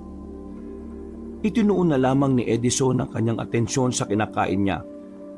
Napapailing na lamang siya. Hanggang sa mga sandaling yun kasi, mainit pa rin talaga ang ulo niya sa babaeng si Sonia. Kahit na kailan, hindi niya mapapatawad ang babaeng yun. Nakakainis. Hindi na naman ako makatulog. Magdadalawang araw na akong walang maayos na pahinga. Bumuntong hininga na lamang ang binatang si Edison. Babalik pa lang sana siya sa higaan nang marinig niyang may mga kumakaluskos sa labas ng kanilang bahay. Nagising din ang kanyang ina dahil sa mga tunog na yun. Sumilip ang binatang si Edison sa maliit na siwang sa bintana. Wala siyang nakikita sa labas. Pero malakas ang kutob niya na naroon lamang ang mga nilalang. Kaya naman hindi siya naging kampante. Nay, dadaan tayo sa silong. Aalis na muna tayo ngayong gabi. Hindi ba delikado kung lalabas tayo? Mas delikado kung nandito tayo. Dahil anumang oras pwede nila tayong pasukin. Wala na silang sinayang na oras. Binuksan na nila ang butas sa kanilang sahig kung saan kakasya ang isang tao. Daan yun patungo sa silong ng kanilang bahay. Nang masiguro ni Edison na wala ang aswang doon, dali-dali na niyang inalalayan ang kanyang ina. Sa puntong ito, nababasa na ni Edison ang mga nangyayari. Para sa kanya, hindi makuha ng mga aswang ang itim na bato, kaya gagamitin sila ng mga nilalang laban kay Mang Tonyo. Nay, kumapit ka lang sa akin ha. Naroon sila sa harapan, kaya dito tayo sa gilid dadaan. Marahan silang naglakad. Madilim sa parting yon kaya nahirapan silang makaalis. Pero makalipas lang ang halos 5 minuto, tuluyan na silang nakalagpas sa masukal na daan. Nasa labas na sila. Nasa gilid ng kalsada. Nagmamadali silang nagtungo sa bahay nila Edgar. Manghiram sila ng tricycle sa tatay nito. Pero nang dumating sila roon, wala ang tricycle. Tanging si Edgar lang ang inabutan nila. Pasensya na pre, pero umalis si tatay Malas talaga Pero sasamahan ko kayo. Punta natin si Tio. May sasakyan yun. Marunong naman ako magmaneho kaya ihatid ko kayo sa ligtas na lugar. Nako, baka pati ikaw ay masaktan ng mga aswang. Wala pong problema sa akin. Para saan pa po't naging tropang tunay ko itong si Edison. Mabilis nilang nilakad ang daan, pero sa hindi inaasahang pagkakataon, merong natapakan na bubog si Edison. Hindi naman malalim ang kanyang sugat, pero lumabas pa rin ang dugo roon. Malas naman talaga Kainis. Akin na nga, tatalian ko ng tela. Sumandal na muna silang umupo sa gilid ng kalsada. Pero habang inaasikaso na matanda ang binata, dito na nila narinig ang mga aswang. Muling kumabog ang kanilang dibdib. Pre, mukhang naamoy nila yung sugat mo Kailangan na talaga natin makalis. Mga ilang sandali lang, tuluyan na nga silang nahanap ng mga aswang. Nakakakilabot ang mga itsura ng mga yon. Ang mga ulo nito ay parang ulo ng baboy na nakalabas pa ang malalaki at mahahabang pangil. Ito na nga yung totoong malas. Nay, sa likod ka lang Alingay ba? Suotin niyo po ito. Bigay po ito ng kabit ni Mang Tonyo. Pero wag na po tayong mag-inarte. Baka naman tumalab yan. Pambira ka naman Bakit hindi mo pa tinapon yan? Naisip ko kasi baka magamit natin sa mga ganitong sitwasyon eh. Hindi na hinintay pa ni Edgar na umalma ang matandang babae. Sapilitan niya itong isunod sa leeg ni Aling Eva. Maya-maya pa, nagsimula na ring lumapit sa kanila ang mga aswang. Unang hinila sa kanila ay ang matandang si Eva. Dinala ito sa madilim na parte ng kagubatan. Habang sila naman ay pilit na nakikipaglaban kahit nakahoy lang ang daladala nilang panlaban. Nay! Pre, sa likod mo! Munti ka nang tamaan ng kalmot si Edison. Mabuti na lang agad silang hinila ni Edgar. Hindi malapitan ni Edison ang kanyang ina. Kinakabahan siya na baka nilapanan ng aswang ang matandang babae. Mga bisit kayo! Bisit! Bisit! Inambahan ni Edison ng kahoy ang mga aswang, pero hindi pa rin yun naging sapat. Hanggang sa dumating na nga ang puntong napaupo na lang sila dahil wala na silang kayang gawin. Marahan silang nilapitan ng mga aswang. Buong akala nilang dalawa ay katapusan na ng kanilang buhay. Pero biglang dumating ang babaeng si Sonia. May dala-dala itong espada na kulay ginto. Nanlalaki ang mga mata ng magkaibigan nang makita kung papaanong pinagpapapaslang ni Sonia ang mga nilalang. Hindi man lang umuubra ang mga yon kahit nasa 7 aswang yon. Ayos lang ba kayo? Hindi nakapagsalita ang dalawang binata. Mas nauna ang kanilang paghanga at pagkabigla. Tila ibang babae ang nasa harapan nila ngayon. Para bang isang mandirigma at totoong manunugis ng aswang. Pinuri ng babae isa-isa ang mga aswang kung wala nang huminga sa mga yon. Nang masigurong patay na ay nilapitan sila nito. Ayos lang ba kayo? Wala bang nisaktan sa inyo? Teka, totoo ba talaga ang nakikita naming pinaslang mo yung 7 aswang? Oo, pinaslang ko nga sila. Sabi mo nga sa amin, ikaw rin ba yung pumaslang doon sa mga aswang nitong nakaraang gabi? Ako nga rin ang pumaslang doon. Sino ka ba talaga? Pag-uusapan natin ang bagay na yan mamaya. Sa ngayon, kailangan na muna nating umalis. Sandali lang, si nanay. Nagmamadaling bumangon ang lalaki. Pero bago pa man siya makalapit sa halamanan, lumabas na roon ang kanyang ina. Diyos ko, ang dami namang nakaharang dito. Nay, ayos lang kayo? Hindi ba kayo sinaktan ng aswang na yon? Hindi niya ako nasaktan. Natakot sila nung makita nilang suot ko yung kwintas na ito. Agad na napatingin si Edison sa babaeng si Sonia. Hindi siya makapaniwala na totoong epektibo ang pangontrang yon. Ang pangontrang yan ay gumagana lang ng halos 72 oras. Makakaramdam ng kakaibang paso ang sinumang aswang na magtatangkang humawak sa kanya. Sabihin mo nga sa akin, ano ba talagang kailangan mo sa amin? Pare, kalma. Tinulungan niya na nga tayo eh. Wala akong pakialam. Ang gusto kong malaman ay kung bakit niya ito ginagawa. Matapos niyang sirain ang pamilya namin tapos ililigtas niya tayo. Para ano? Para mas maramdaman naming miserable ang buhay namin? Anak, uminahon ka. Sonia, sabihin mo, ano ba talaga ang gusto mo mangyari? Sumama kayo sa akin. Ipapaliwanag ko ang lahat. Delikado rito. Lalo na't may sugat si Edison. Sumama kayo sa akin at kailangan magamot ang sugat na yan para hindi na rin tayo maamoy. Anong tingin mo? Sasama kami sa'yo? Edison, gusto kong maliwanagan. Gusto kong marinig kung ano man ang sasabihin niya. Isang malalim na buntong hininga na lamang ang nagawa ni Edison noong mga sandaling yon. Pinagbigyan niya ang gusto ng kanyang ina. Kaya naman sumama sila sa paglalakad. Ilang minuto lang ang nakalipas, narating na rin nila ang tirahan ng dalaga. Isa itong bahay na bato. Walang itaas pero medyo malawak. Malaki rin ang bakuran at napupuno ito ng malalaking lampara sa palibot kaya maliwanag. Ikaw lang ba mag-isa rito? Hindi. Dito rin nakatira ang mga magulang ko. Pero wala sila rito ngayon. May mahalaga silang misyon na kailangan gawin. Pinupo sila ng dalaga sa gilid. Hinandaan na muna sila nito ng maiinom. Hindi nagtagal, nagumpisa na rin itong ipaalam sa kanila kung ano ang totoo. Oo, naging kabit ako ni Mang Tonyo. Pero hindi ko yung ginawa para manira ng pamilya. Wala lang talaga akong pagpipilian kundi yun lang. Ano bang ibig mong sabihin? Kung hindi paninira ng pamilya ang layunin mo, bakit mo yun ginawa? Ang pamilya ko ay mga manunugis. Ibig sabihin, kami ang uri ng mga tao na pumapaslang talaga ng mga mababangis na nilalang. Gaya na lang ng aswang. Hindi ko kilala si Mang Tonyo. Wala kaming kahit na anong koneksyon noon.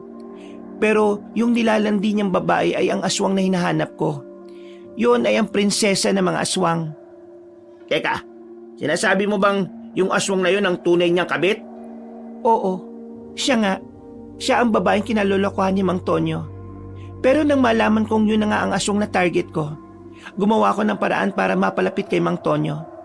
Nalaman ko rin kasi na kinuha niya yung itim na bato mula sa babae. Ang batong itim na yon ay pinaniniwalaang sagrado. Pinamana yon sa prinsesang aswang. Pero nang pansamantala itong iniluwan ng prinsesa at nakita ni Mang Tonyo, inakala niyang mamahaling bato yon, kaya palihim niyang kinuha. Nalaman kong nasa kanya ang bato na yon base sa kwento niya. Yun ang kailangan ko makuha. Nang makiusap ko sa kanya na hingi ng batong yon, sinabi niya sa akin na ibibigay niya yon sa akin kapag pumayag akong maging kasintahan niya. Wala akong ibang pagpipilian kaya pumayag na ako. Kahit alam ko makakasira ako ng pamilya, ginawa ko. Kasi yun lang ang tanging paraan para makuha ang bato at para mailayo sa kapamakan ng maraming tao.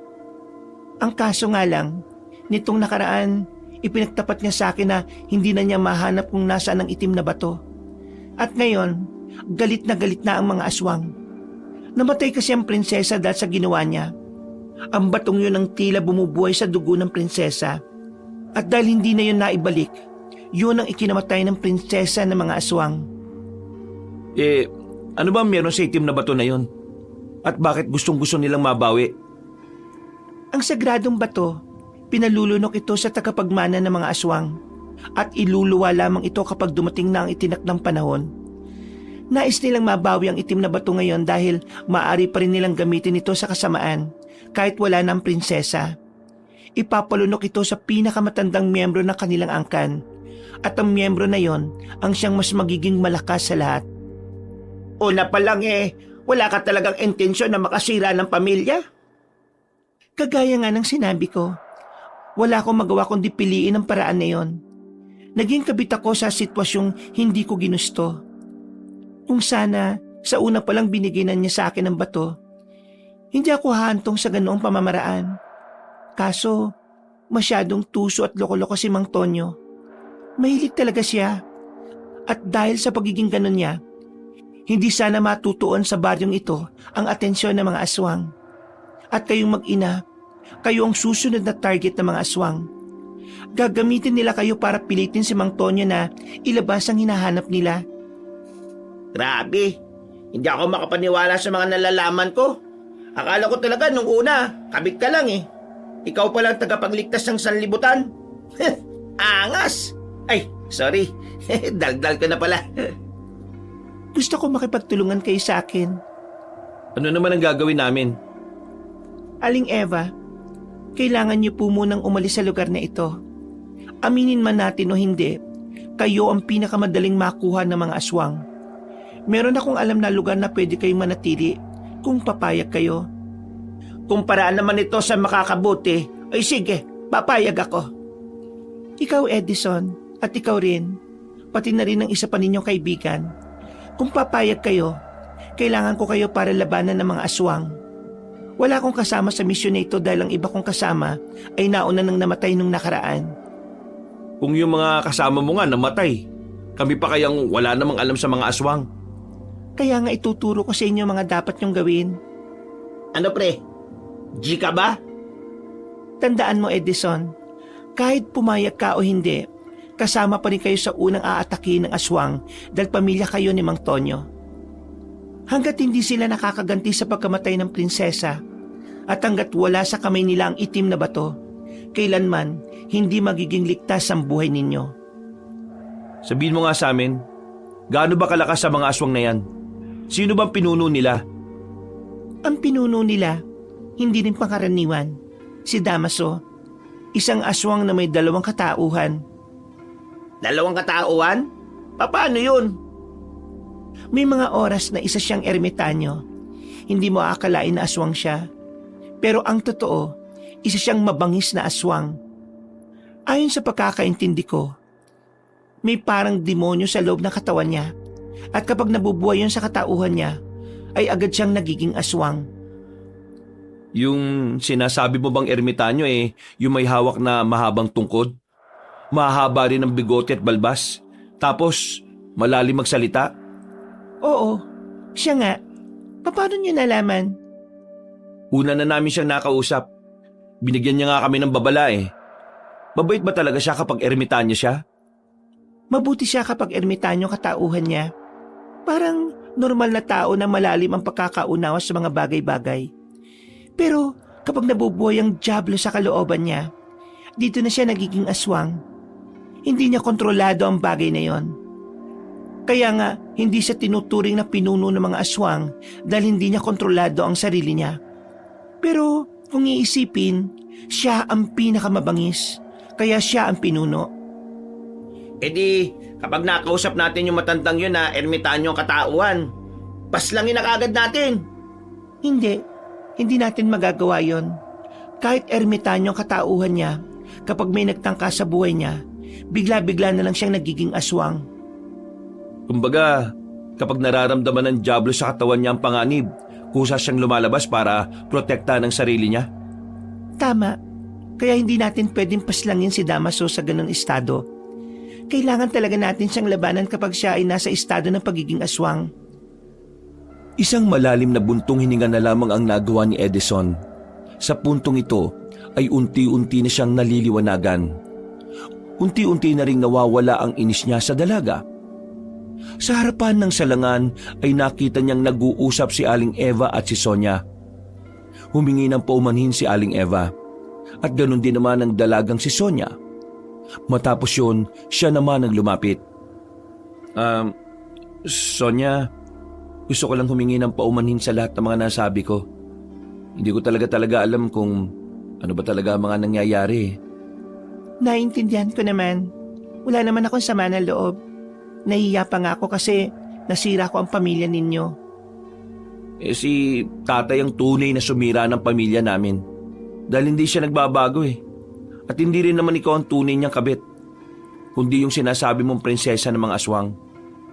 Pero kahit na, naging dahilan pa rin ako ng gulo. Kaya naman sa laban na ito, susubukan kong gawin ang lahat ng makakaya ko para makabawi. Kung sakaling mapaslang nila si tatay ngayon, itutuloy pa rin ba nila yung paghahanap sa amin ni nanay? Brutal ang mga aswang. Hanggat buhay ang angkan ninyo, hindi sila titigil. Lahat ng kadugo ninyo, idadamay nila. Magsisimula yun sa inyo. Naramdaman na lamang ni Edison ang kilabot na mabilis na dumaloy sa kanyang buong sistema. Dahil dito, mas lalo siyang nagkaroon ng dahilan para magkaroon ng kaalaman sa pagpaslang sa mga aswang. Alam niyang yun lang ang tanging paraan para maprotektahan niya ang kanyang ina. Hanggang sa oras ng kanilang pagtulog, iniisip pa rin ni Edison kung papaano nila tatalunin ang mga aswang. Edgar, bukas maaga tayo Babalikan natin si Dada. Papayag naman kayang sumama sa atin yun? Siguro. Hindi ko alam. Sana. Ako kasi, desidido na ako Minsan lang itong mangyayari sa buhay natin. Kumbaga, parang opportunity to. Pambira ka. Ano to, trabaho? Mapanganib to, baliw.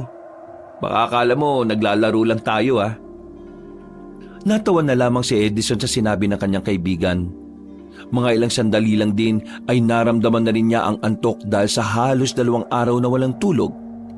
Mahimbing ang tulog ng binata. Pero pagsapit ng umaga, dito na muling nanumbalik ang kanyang kaba sa kalooban niya. Pre, mukhang nanggaling nga talaga rito yung mga aswang kagabi sa baryo natin Tingnan mo yung simento may mga patak ng dugo.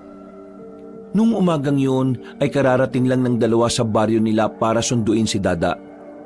Bumungad na kagad sa kanila ang mga bakas ng dugo, mga tsinelas na naiwan sa kalsada at mga bakas ito ng kaguluhan. Sa paglalakad nila, narinig din nila ang mga tsismosa na pinag-uusapan si Mang Tonyo. Ayon kasi sa mga yon, namataan nila si Mang Tonyo na may daladalang baril. At sabi pa nga nito, hinabol na naman daw ito ng aswang. Ang tagal mamatay na masamang damo, no? Baliw, tatay mo pa rin yun, no? Wala akong tatay na kagaya niya. Tara na nga, puntahan na natin si Dada. Binilisan na lamang nila ang paglalakad hanggang sa makarating na nga sila sa bahay ni Dada. Nilapitan naman sila agad ng binata. Kita kagad nila ang pasa nito sa ilalim na mata. Oh, ano nangyari dyan? Black eye yan ah. Mukha ka ng panda, pre. Baliw! Narito si tatay, baka madamay pa kayo. Ano, binugbog ka ng tatay mo? Gusto mo, bigyan na natin yung tatay mo eh. O ano? Bigyan ng alin? Nang suntok na chocolate flavor. Buang! Halika, sumama ka sa amin. Teka, saan ba tayo pupunta? Eh kaysa mamatay ka sa bugbog ng tatay mo, mamatay ka na lang na may saysay. Ha? Pinagsasasabi mo? Mama ka na muna. Daming satsat eh. Sa pilitan nilang hinila si Dada palayo sa bakuran nito. Gumilid sila at napatingin pa sa paligid kung may ibang nakakarinig. Lalabanan namin ng mga aswang. Sumama ka sa amin. Ha? Lalabanan ng alin? Aswang? Oo. Yun lang talagang paraan, pre. Para hindi na sila manggulo dito. Huh, ibang na ba kayo? Paano nyo kakalabanin ng aswang eh? Takot na takot nga tayo nung hinabol tayo, di ba? Meron tutulong sa atin. Tutulong? Talaga? Sino naman? Si Sonia. Sino? Si Sonia? Yung kabit ng tatay mo? Huh, ano to? Joke? Basta, komplikado. Papaliwanag na lang namin sa iyo kapag naroon na tayo. Sa ngayon, gusto naming malaman kung sasama ka ba. Kasi kung hindi, ayos lang naman sa amin. Kapag kami namatay, wala ka ng kaibigan. Mas maganda kung sasama ka sa amin para sabay-sabay tayong pumanaw. Uy, para kang siraulo. Paano papayag yan kung ganyan yung mga sinasabi mo? Sige, sasama ako. Wow! Buti naman. Gusto ko patunayan sa tatay ko na hindi ako walang kwentang tao. Ipapamukha ko sa kanya na meron akong kayang gawin. Kapag nakita niya akong nagliligtas ng tao, baka maging proud na rin siya sa akin. Ano man ang dahilan mo, susuportahan ka namin dyan. Di ba pre? Oo naman oh. Yan lagi nanlilibre sa atin eh. Kaya proud tayo dyan. O tara na, balikan na natin sila Sonia. Naglakad na sila paalis. Palabas na sana sila ng baryo nang biglang lumitaw si Mang Tonyo mula sa likuran ng nakaparadang truck. Mukhang balisa ang matandang lalaki. Para itong sabog. Kung saan-saan tumitingin ang mga mata. Aligaga. Litaw na litaw ang epekto ng pangamba nito sa kamatayan. Nasaan ang nanay mo? Kailangan ko nanay mo. Ituro mo sa akin kung nasaan si Emma. Para ano? Para gamitin mo na naman si nanay at pagmukhaing tanga? Edison, anak, tulungan mo ako. Hinahabol ako ng mga aswang. Papatay nila ako. Eh kasalanan mo yan eh. Kung bakit nangyayari yan sa'yo. Huwag mo na kami idamay, no? Anong damay? Damay-damay na tayo rito dahil pamilya tayo. Di ba ang pamilya nagdadamayan? Pamilya? Naisip mo ba yung salitang pamilya nung nakikipaglandian ka sa prinsesa ng mga aswang? Ha? Anong prinsesa ng mga aswang ang pinagsasabi mo? Hindi mo pala talaga alam na ang ninakawan mo ng itim na bato prinsesa ng mga nilalang na balak pumaslang sa'yo. Wala kang alam?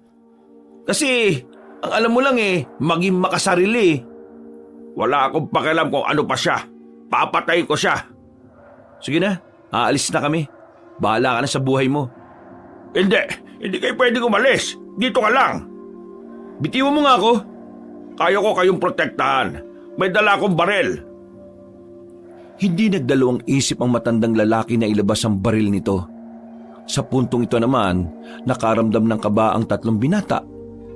Palagay kasi nila, nawawala na sa tamang pag-iisip si Mang Tonyo. Kaya delikado para dito na humawak ng baril. Huwag mo akong iiwan, Edison. Kasi pag iniwan mo ako... Itinutok ni Mang Tonyo ang baril sa anak.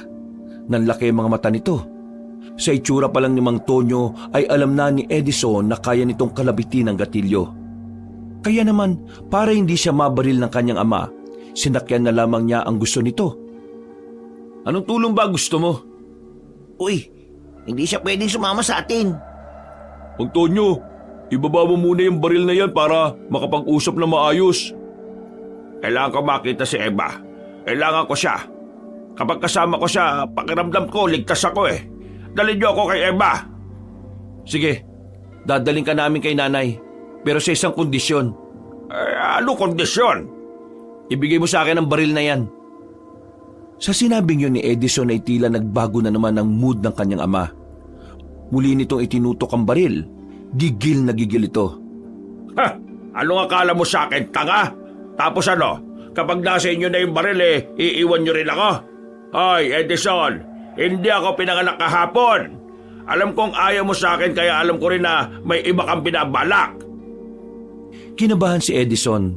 Hindi niya inaasahan na ganun mag-isip ang kanyang tatay. Hindi na niya alam kung paano ito pakakalmahin. Pero ang sandaling yon ay natigil nang may narinig silang tinig sa gilid. Isang amang nagtatangka sa buhay ng isang anak. Kahindik-hindik na senaryo. Nakakalungkot. Papaanong nagagawa ng isang amang mga bagay na may panganib na dulot sa anak niya? Hindi ito nararapat. Noong mga oras na yon, mas lalong kinabahan si Edison. Kahit na ermitanyo pa ang katauhan na matandang si Damaso, hindi sila makampante. Alam nilang anumang oras ay maaaring maging aswang ang matandang nasa harapan nila. At sino ka naman, tanda? Ako isang matandang walang higit na pagkakakilanlan maliban sa aking pangalan. Damaso. Damaso pagkakakilala sa akin ang iilan. Narito ako para ikaw ay pigilan. Sa masama mong gawain, dapat kitang mapakawalan. Manahimik ka. Baliw ka yata eh. Ang dami mong sinasabi, hindi ko naman maintindihan. Tunay ngang mangmanga tinutil ang isang taong umahawak ng baril sapagkat ang kanyang tapang ay nakadepende sa gatilyo. Sinabi ng manahimik eh. Kung patay kita ngayon, dami mong sinasabi, lintik ka. Biglang tinutukan ni Mang Tonyo ang matandang lalaki. Naalarma naman si Edison. Naalala niya kasi ang sinabi ni Sonia na lumalabas ang pagiging aswang ni Damaso kapag may nagtatangka sa buhay nito. Mabilis na binangga ni Edison ng kanyang ama. Nakipag-agawan siya ng baril. At maya-maya lang, nakarinig na sila ng putok ng baril. Kabado ang dalawang binata para kay Edison. Hindi nila alam kung kaninong katawan ang tinamaan ng bala. Nakita na lamang din kasi nila na meron ng dugo sa lapag. Edison! May tama si Edison! Hindi na nagsayang ng sandali ang dalawang binata. Agad nilang nilapitan ang binatang si Edison. Pagtingin nila ay napagtanto nilang tinamaan ito sa braso. Napakawalang kwenta niyo talaga! Tingnan niyo ginawa niyo sa sarili niyo, anak ko! Wala akong kasalanan dyan. Tumakbo pali sa matandang si Tonyo na daladala ang baril. Habang si Edison naman ay inalalayan nilang makatayo. Sakto naman na may napadaan na tricycle kaya agad nila itong pinara. Bago sila umalis, nakita nila ang matandang si Damaso na nakatingin lamang sa kanila. Tila nagtataka kung ano ang nangyayari. Naitakbo naman nila sa ospital si Edison. Daplis lang naman ang tama. Kaya ilang oras lang din ay nakalabas na rin ang lalaki. Huwag niyo na lang siguro muna kayong maingay kayong nanay na nangyari to. Ayaw ko mag-alala siya eh. Paano naman yung matandang aswang kanina? Ang ibig ko sabihin yung matandang si Damaso. Mabuti na nga lang at napigilan ko si tatay sa gusto niyang gawin. Kasi kung natuloy niya yon, biglang magpapalit ng anyo bilang aswang si Damaso. Kahit maliwanag, mapapatay niya tayo nang wala sa oras. Di mas maganda pala talaga kung hindi na siya naging aswang. Yun nga kung hindi biglang lilitaw ang katauhan niya bilang aswang. Base sa sabi ni Sonia yung katauhan niyang aswang ay bigla-bigla na lang ding lumalabas. Siguro, balikan na lang muna natin sila Aling Eva at Sonia. Galingan mo na lang ding magpanggap kunwari walang masakit. Nakapara sila ng sasakyan at agad din naman silang nakabalik sa bahay ni Sonia. Unang tingin pa lang sa kanya ni Sonia ay alam na agad ng babae na may nangyaring hindi maganda. Pero sinenyasan lamang ito ni Edison. Kumusta naman ang lakad ninyo? Eto, buti na lang napapayag namin itong si Dada. Sino ba naman kasi ako para tumanggi, di ba? Kaibigan ko ba nga ito Hindi ko naman hahayaan na sila lang ang lalaban. At saka, may gusto po akong patunayan sa tatay ko. Maya-maya rin na isisimulan na natin ang pag-iinsayo ninyo. Hanggang kailan pala tayo mag-iinsayo? Hanggat mararamdaman yung kaya nyo na. Nagkakatinginan na magkakaibigan. Mababa sa tingin nila ang namumuong pagkasabik. Ngunit naroon din ang kaunting kaba. Bago nila sinimula ng pag-iensayo, inihatid na muna nila si Aling Eva sa isa sa mga kamag-anak ni Sonia. Pansamantalang doon na muna mananatili ang matandang babae hanggat hindi pa natatalo ang mga aswang. Dakong 3:00 ng hapon, nagtungo na sila sa kagubatan. Sinimulan na ni Sonia ang pagtuturo sa 3 anak. Pinahawak ang 3 binata ng kanya-kanyang itak. Mula sa pinakasimpleng galaw hanggang sa pinakamahirap ay itinuro ni Sonia. Hindi naging madali para kina Edison ang pagsasanay na yon. Nahihirapan silang sabayan ng dalaga. Ang alam lang nila ay huwakan ng itak at basta na lamang ihataw. Pagod, ngalay at gutom ang kanilang inabot. Hanggang sa sumapit na nga ang gabi. Lupaypay silang nakahiga sa damuhan habang nakatingin sa kalangitan. Hindi tayo tatagal sa laban kung mabilis kayo mapagod. Tandaan ninyo, hindi mga tao makakalaban natin, mga aswang. Di hamak na mas malakas sa mga resistensya na mga yon. Kaya dapat, tapatan natin sila o mas mainam pang ang higitan natin. Hindi ka ba naaawa sa akin? Masakit pa nga braso ko Dumudugo pa nga ulit Sa totoo lang, ang ganyang klase ng sugat ay kinakalimutan lang. Ikaw kasi, sanay ka na. Abang kami, hindi. Kaya madali lang naman talaga magsalita Pero may punto naman lahat ng sinasabi ni Sonia. Kailangan nating intindihin yun. Kahit na alam naman nating malayo ang agwat natin sa kanya. Wow! Mukhang maunawain ka ngayon Hindi naman. May napagtanto lang kasi ako sa mga pagmamaltrato sa akin ni tatay. Sige nga, sabihin mo nga sa amin at baka meron kaming matutunan. Naisip ko lang kasi, siguro kaya ako laging ginaganon ni tatay. Dahil nakikita niyang mahina ako. Nakikita niyang hindi ko naman kayang lumaban. O hindi ko kayang ipagtanggol ang sarili ko. Naisip ko nga rin, kung natuto ba akong pumalag sa kanya ng maaga, ganun pa rin kaya ang trato niya sa akin? Siguro hindi. Matatakot sa'yo yun. Ano namang kunik niya sa pinagdadaanan natin ngayon? Kunik? Yung pagiging matatag. Kasi dito sa laban natin, kung una pa lang pinapakita natin sa mga kalaban natin na hindi natin kaya, lalong-lalo nila tayong sisindakin. Alam niyo mga pre, sa mundong ito, ang mahihina ang laging talo. Ang mga walang lakas ng loob ang laging agrabyado. Ito yung natutunan ko kay tatay, na kapag ikaw nang sisindak at nasisindak mo ang isang tao, ibig sabihin nun, malakas ka. Mas malakas ka sa kanya. At kapag ikaw ang nasisindak, ibig sabihin nun, wala kang lakas ng loob.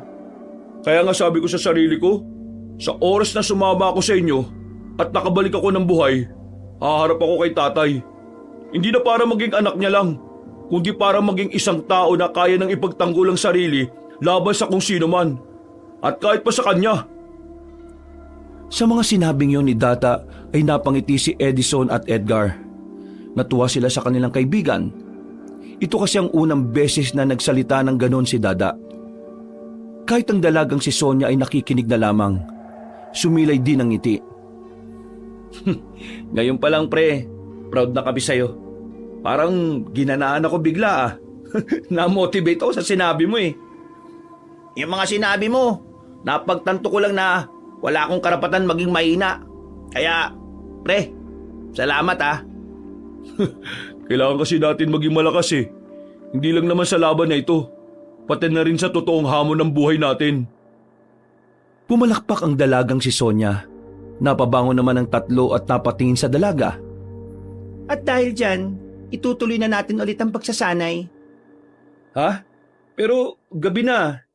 Susulitin natin ang mga oras na wala pang mga aswang. Pampira naman oh. Napapakamot na lamang sa ulo si Edison at Edgar. Kahit na ginabi na sila ay sinika pa rin nilang pag-aralan ng mga itinuro sa kanila ni Sonia. At ang pagsasanay na yon ay nasundan ng nasundan. Umabot na sila ng 2 linggo at sa mga araw na nakalipas, tila wala ring namata ang mga aswang sa kanilang lugar. Bagay na naging pabor sa kanila para mas magkaroon pa sila ng oras sa kanilang pag-iensayo. 2 linggo na rin pala. Mamimiss ko na si nanay. Ang sabi naman ni Sonia, nasa maayos na makalagayan ng nanay mo eh. Isipin mo na lang na malayo naman siya sa kapamakan. Nung mga sandaling yon ay nasa bungad sila ng kagubatan. Hinihintay nilang dumating ang dalagang si Sonia. Pero magkakalahating oras na silang naroon ay hindi pa rin nila nasisilayan si Sonia. Kaya naman naisipan na lamang nilang balikan ang dalaga sa bahay nito. Sa malayo pa lang, natanaw na nila ang mga aswang na nakapalibot sa bahay ng babae. Nagtago na muna sila sa gilid at nagmasid. Wala ang matandang si Damaso. Kaya naman agad na rin silang humanap ng tamang pagkakataon para makaatake. Siguradong nasa loob si Sonia.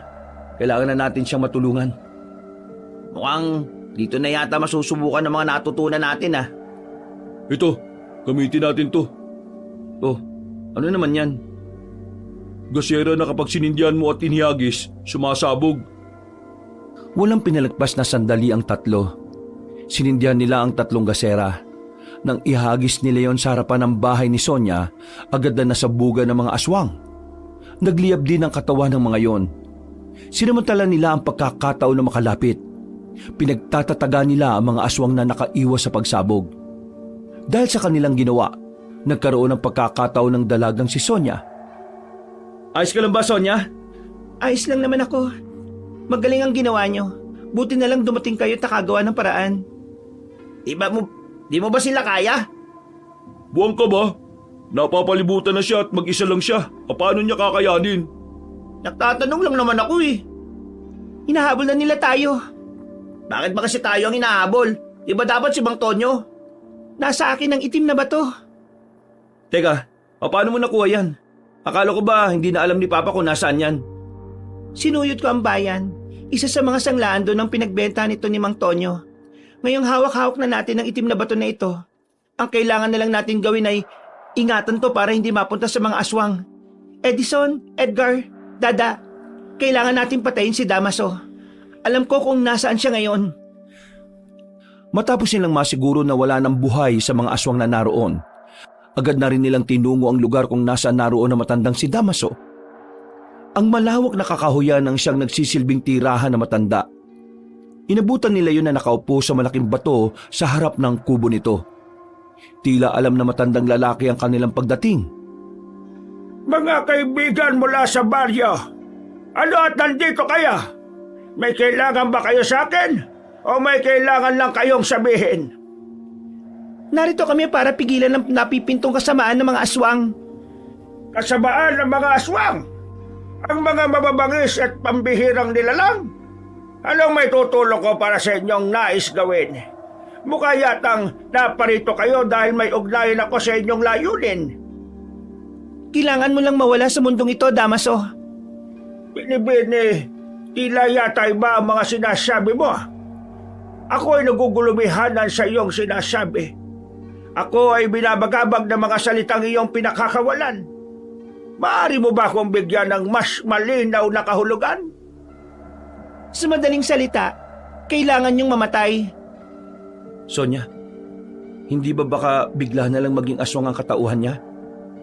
Yun na talaga ang mangyayari kaya ihanda na ninyo ang sarili ninyo. Tumayo ang matandang si Damaso. Bahagya itong lumapit sa kanila. Hindi pa rin nawawala ang ngiti nito.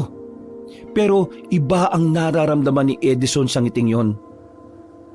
May isang katanungan lamang akong nais mabigyan ng kasagutan. Kung kailangan ko mawala sa mundong ito, kakayanin niyo bang gawin yon para sa akin? Napadistansya ang apat nang makita nilang tila ng isay si Damaso. Nag-uumpisa na itong magpalit ng katauhan bilang aswang. Hindi nagtagal, tuluyan na nga itong naging halimaw. Lumabas ang malapad na pakpak na matandang aswang. Naging mas kulhado ang katawan. Dumami ang mga ugat na nakaumbok sa mukha nito. Naging kulay itim ang lahat ng mga mata nito. Maganda kayo.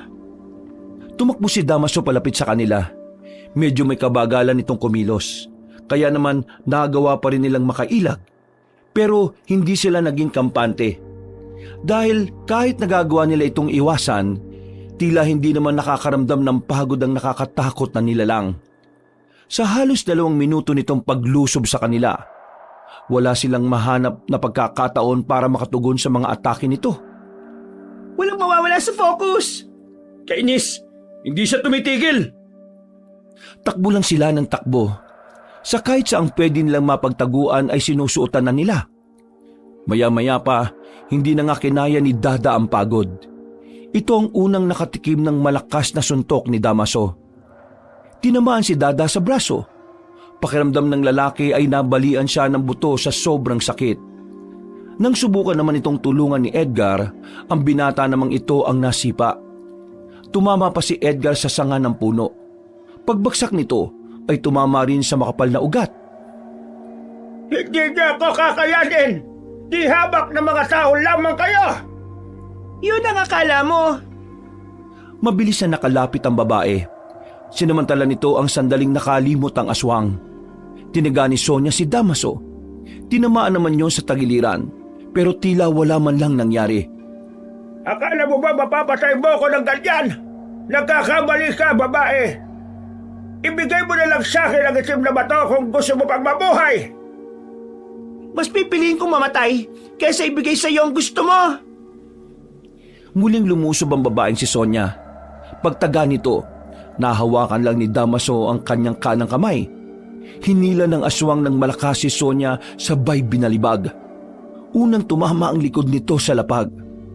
Nang makita ni Edison na nakahandusay na ang kanyang mga kasama, naglakas loob na rin siyang gumawa ng pag-atake. Tumakbo siya at tumungtong sa bato at lumundag siya ng mataas. Itatarak na sana niya ang itak sa dibdib ng aswang. Ang kaso nga lang ay nagawa siyang ilaga na matanda nang bigla itong lumipad. Hindi nagpatinag si Edison. Mabilis niyang dinukot ang tirador na nasa bewang niya. Binalahan niya yon ng malaking bulitas. Tinamaan niya sa mata si Damaso na naging dahilan para bumagsak ito sa likod ng mga puno. Ayos lang ba kayo? Sira ulo, sa likuran mo. Nang lumingon si Edison, nakita niyang papalapit na sa kanya si Damaso. Mabuti na lamang kinuha rin ni Dada ang tirador nito. Kahit masakit ang braso ay agad niyang binalahan din ng bulitas. Tinamaan ito ng lalaki sa bandang leeg. Napatigil ang halimaw. Si Sonia naman ang nakakuha ng tamang pagkakataon. Mabilis na tumungo ang babae sa likuran ni Damaso. Pinagtatataga niya yon ng ilang beses. Dahil doon, napilitang lumayo muna ang aswang. Biglang hiningal si Damaso. Inakala na nilang nakakalamang na sila sa laban dahil doon. Pero nangamba sila nang marinig nilang tumatawa lang ang matandang aswang. Sira ulo yata yan ah. Hindi pa rin sapat. Kailangan natin na mas tapangan pa. Iandaan niyo ulit ang mga sarili ninyo. Nakita na lamang nilang nangingisay-ngisay na naman si Damaso. Kaya bago pa makapagpalit yun ng bagong anyo, sabay-sabay na rin silang lumapit doon. Pero biglang lumipad sa itaas ang aswang. Hindi niyo ako matatalo! Lumipad pa ibaba ang aswang. Sa muli nitong pag-atake sa kanila, tinamaan na nito si Edison. Tumilapon ng binata. Nasugatan pa ito sa hita dahil sa mahahabang kuko ng kanilang kalaban. Agad din namang kumilos ang dalaga. Nakipagtagisan ito sa aswang. Pero sa puntong ito, tila mas bumilis na si Damaso. Hindi ito gaya ng una nilang nakalaban. Huwag kang lalapit! Dada, wag! Hindi nakinig ang binatang si Dada sa sinabi nila. Tumuloy pa rin ito kahit nakitang-kita ito ni Damaso. Pagtaga ni Dada ng itak, nahawakan ni Damaso ang kamay ng binata. Iniangat ito sa ere. Mang kay Dada itatarak ang itak, pero nakabangon na pala si Edison. Tinira niya ulit ng tirador ang aswang. Tinamaan naman yun sa sentido kaya nakaramdam yun ng pagkahilo. Pero dahil sa ginawang yon ni Edison ay nadagdagan lamang ang galit ng kanilang kalaban. Nakalapit agad si Damaso kay Edison. Hinawakan ng aswang ang binata sa hita at saka pinaghahampas sa katawan ng puno. Sinunod naman ito si Dada na agad din namang nawala ng malay nang tumama ang ulo sa lapag. Si Edgar naman ay nakalmot sa binti, dahilan para mahirapan niya itong makatayo. Ang natitira na lamang na nakatindig noong mga puntong yon ay si Sonia. Kahit ang dalaga na sanay na sa mga ganoong laban, tila bigla na lamang ding nakaramdam ng kaba. Ibigay mo na sa akin ang itim na bato para wala ng buhay na mawala ngayong gabi! Kung gusto mo makuha ang itim na bato, kailangan mo muna akong patayin. Talagang sinasagad mo ang pasensya ko, ha? Sabay na umatake ang isa't isa.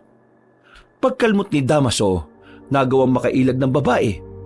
Nakakita ito ng tamang pagkakataon para itarak ng itak sa tagiliran ng aswang. Nagawa niyang puruhan ng kalaban niya. Pero naramdaman na lang din niya na meron na rin siyang sugat sa braso. Hindi niya namalaya na natamaan din pala siya. Laylay na ang kanang braso niya. Kaliwa na lamang ang magagamit niya na kung saan hindi siya sanay gamitin. Pero wala nang nagawa si Sonia. Sa isip niya ay kailangan na niyang isugal ang kanyang tsansa na meron siya.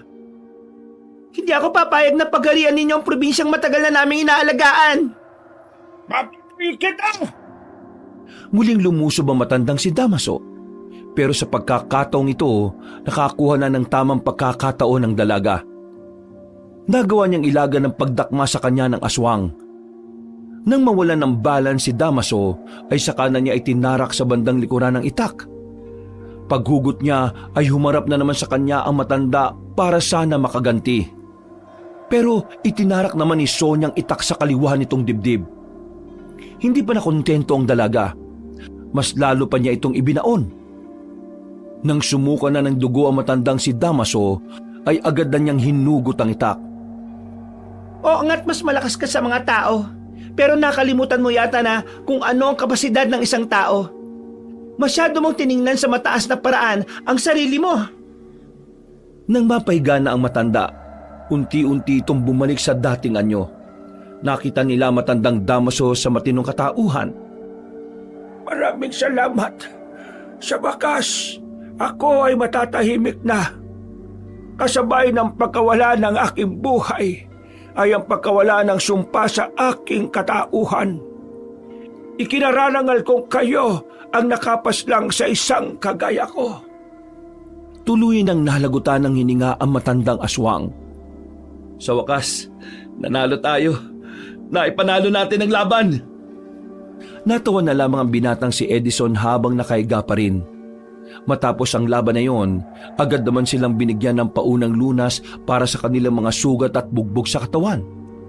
Ang tatlong binata ay kinilala ng mga manunugis na angka ni Sonia. Yun nga lang, hindi na ipinagpatuloy ng tatlo ang pagiging manunugis. Mas pinili nilang mamuhay ng tahimik. Samantala, nakabalik na rin ang matandang si Eva. Muli silang nagsama ni Edison at ang matandang si Tonyo naman nalulung na sa ipinagbabawal na gamot. Nakalaunan ay nakulong na rin. Isang araw, Eto, tikman nyo na itong tsaa na ginawa ko. Mabisa yan para mas madaling maghilom ang mga sugat ninyo. Maraming salamat sa inyo, lalo na sa inyo, Aling Eva.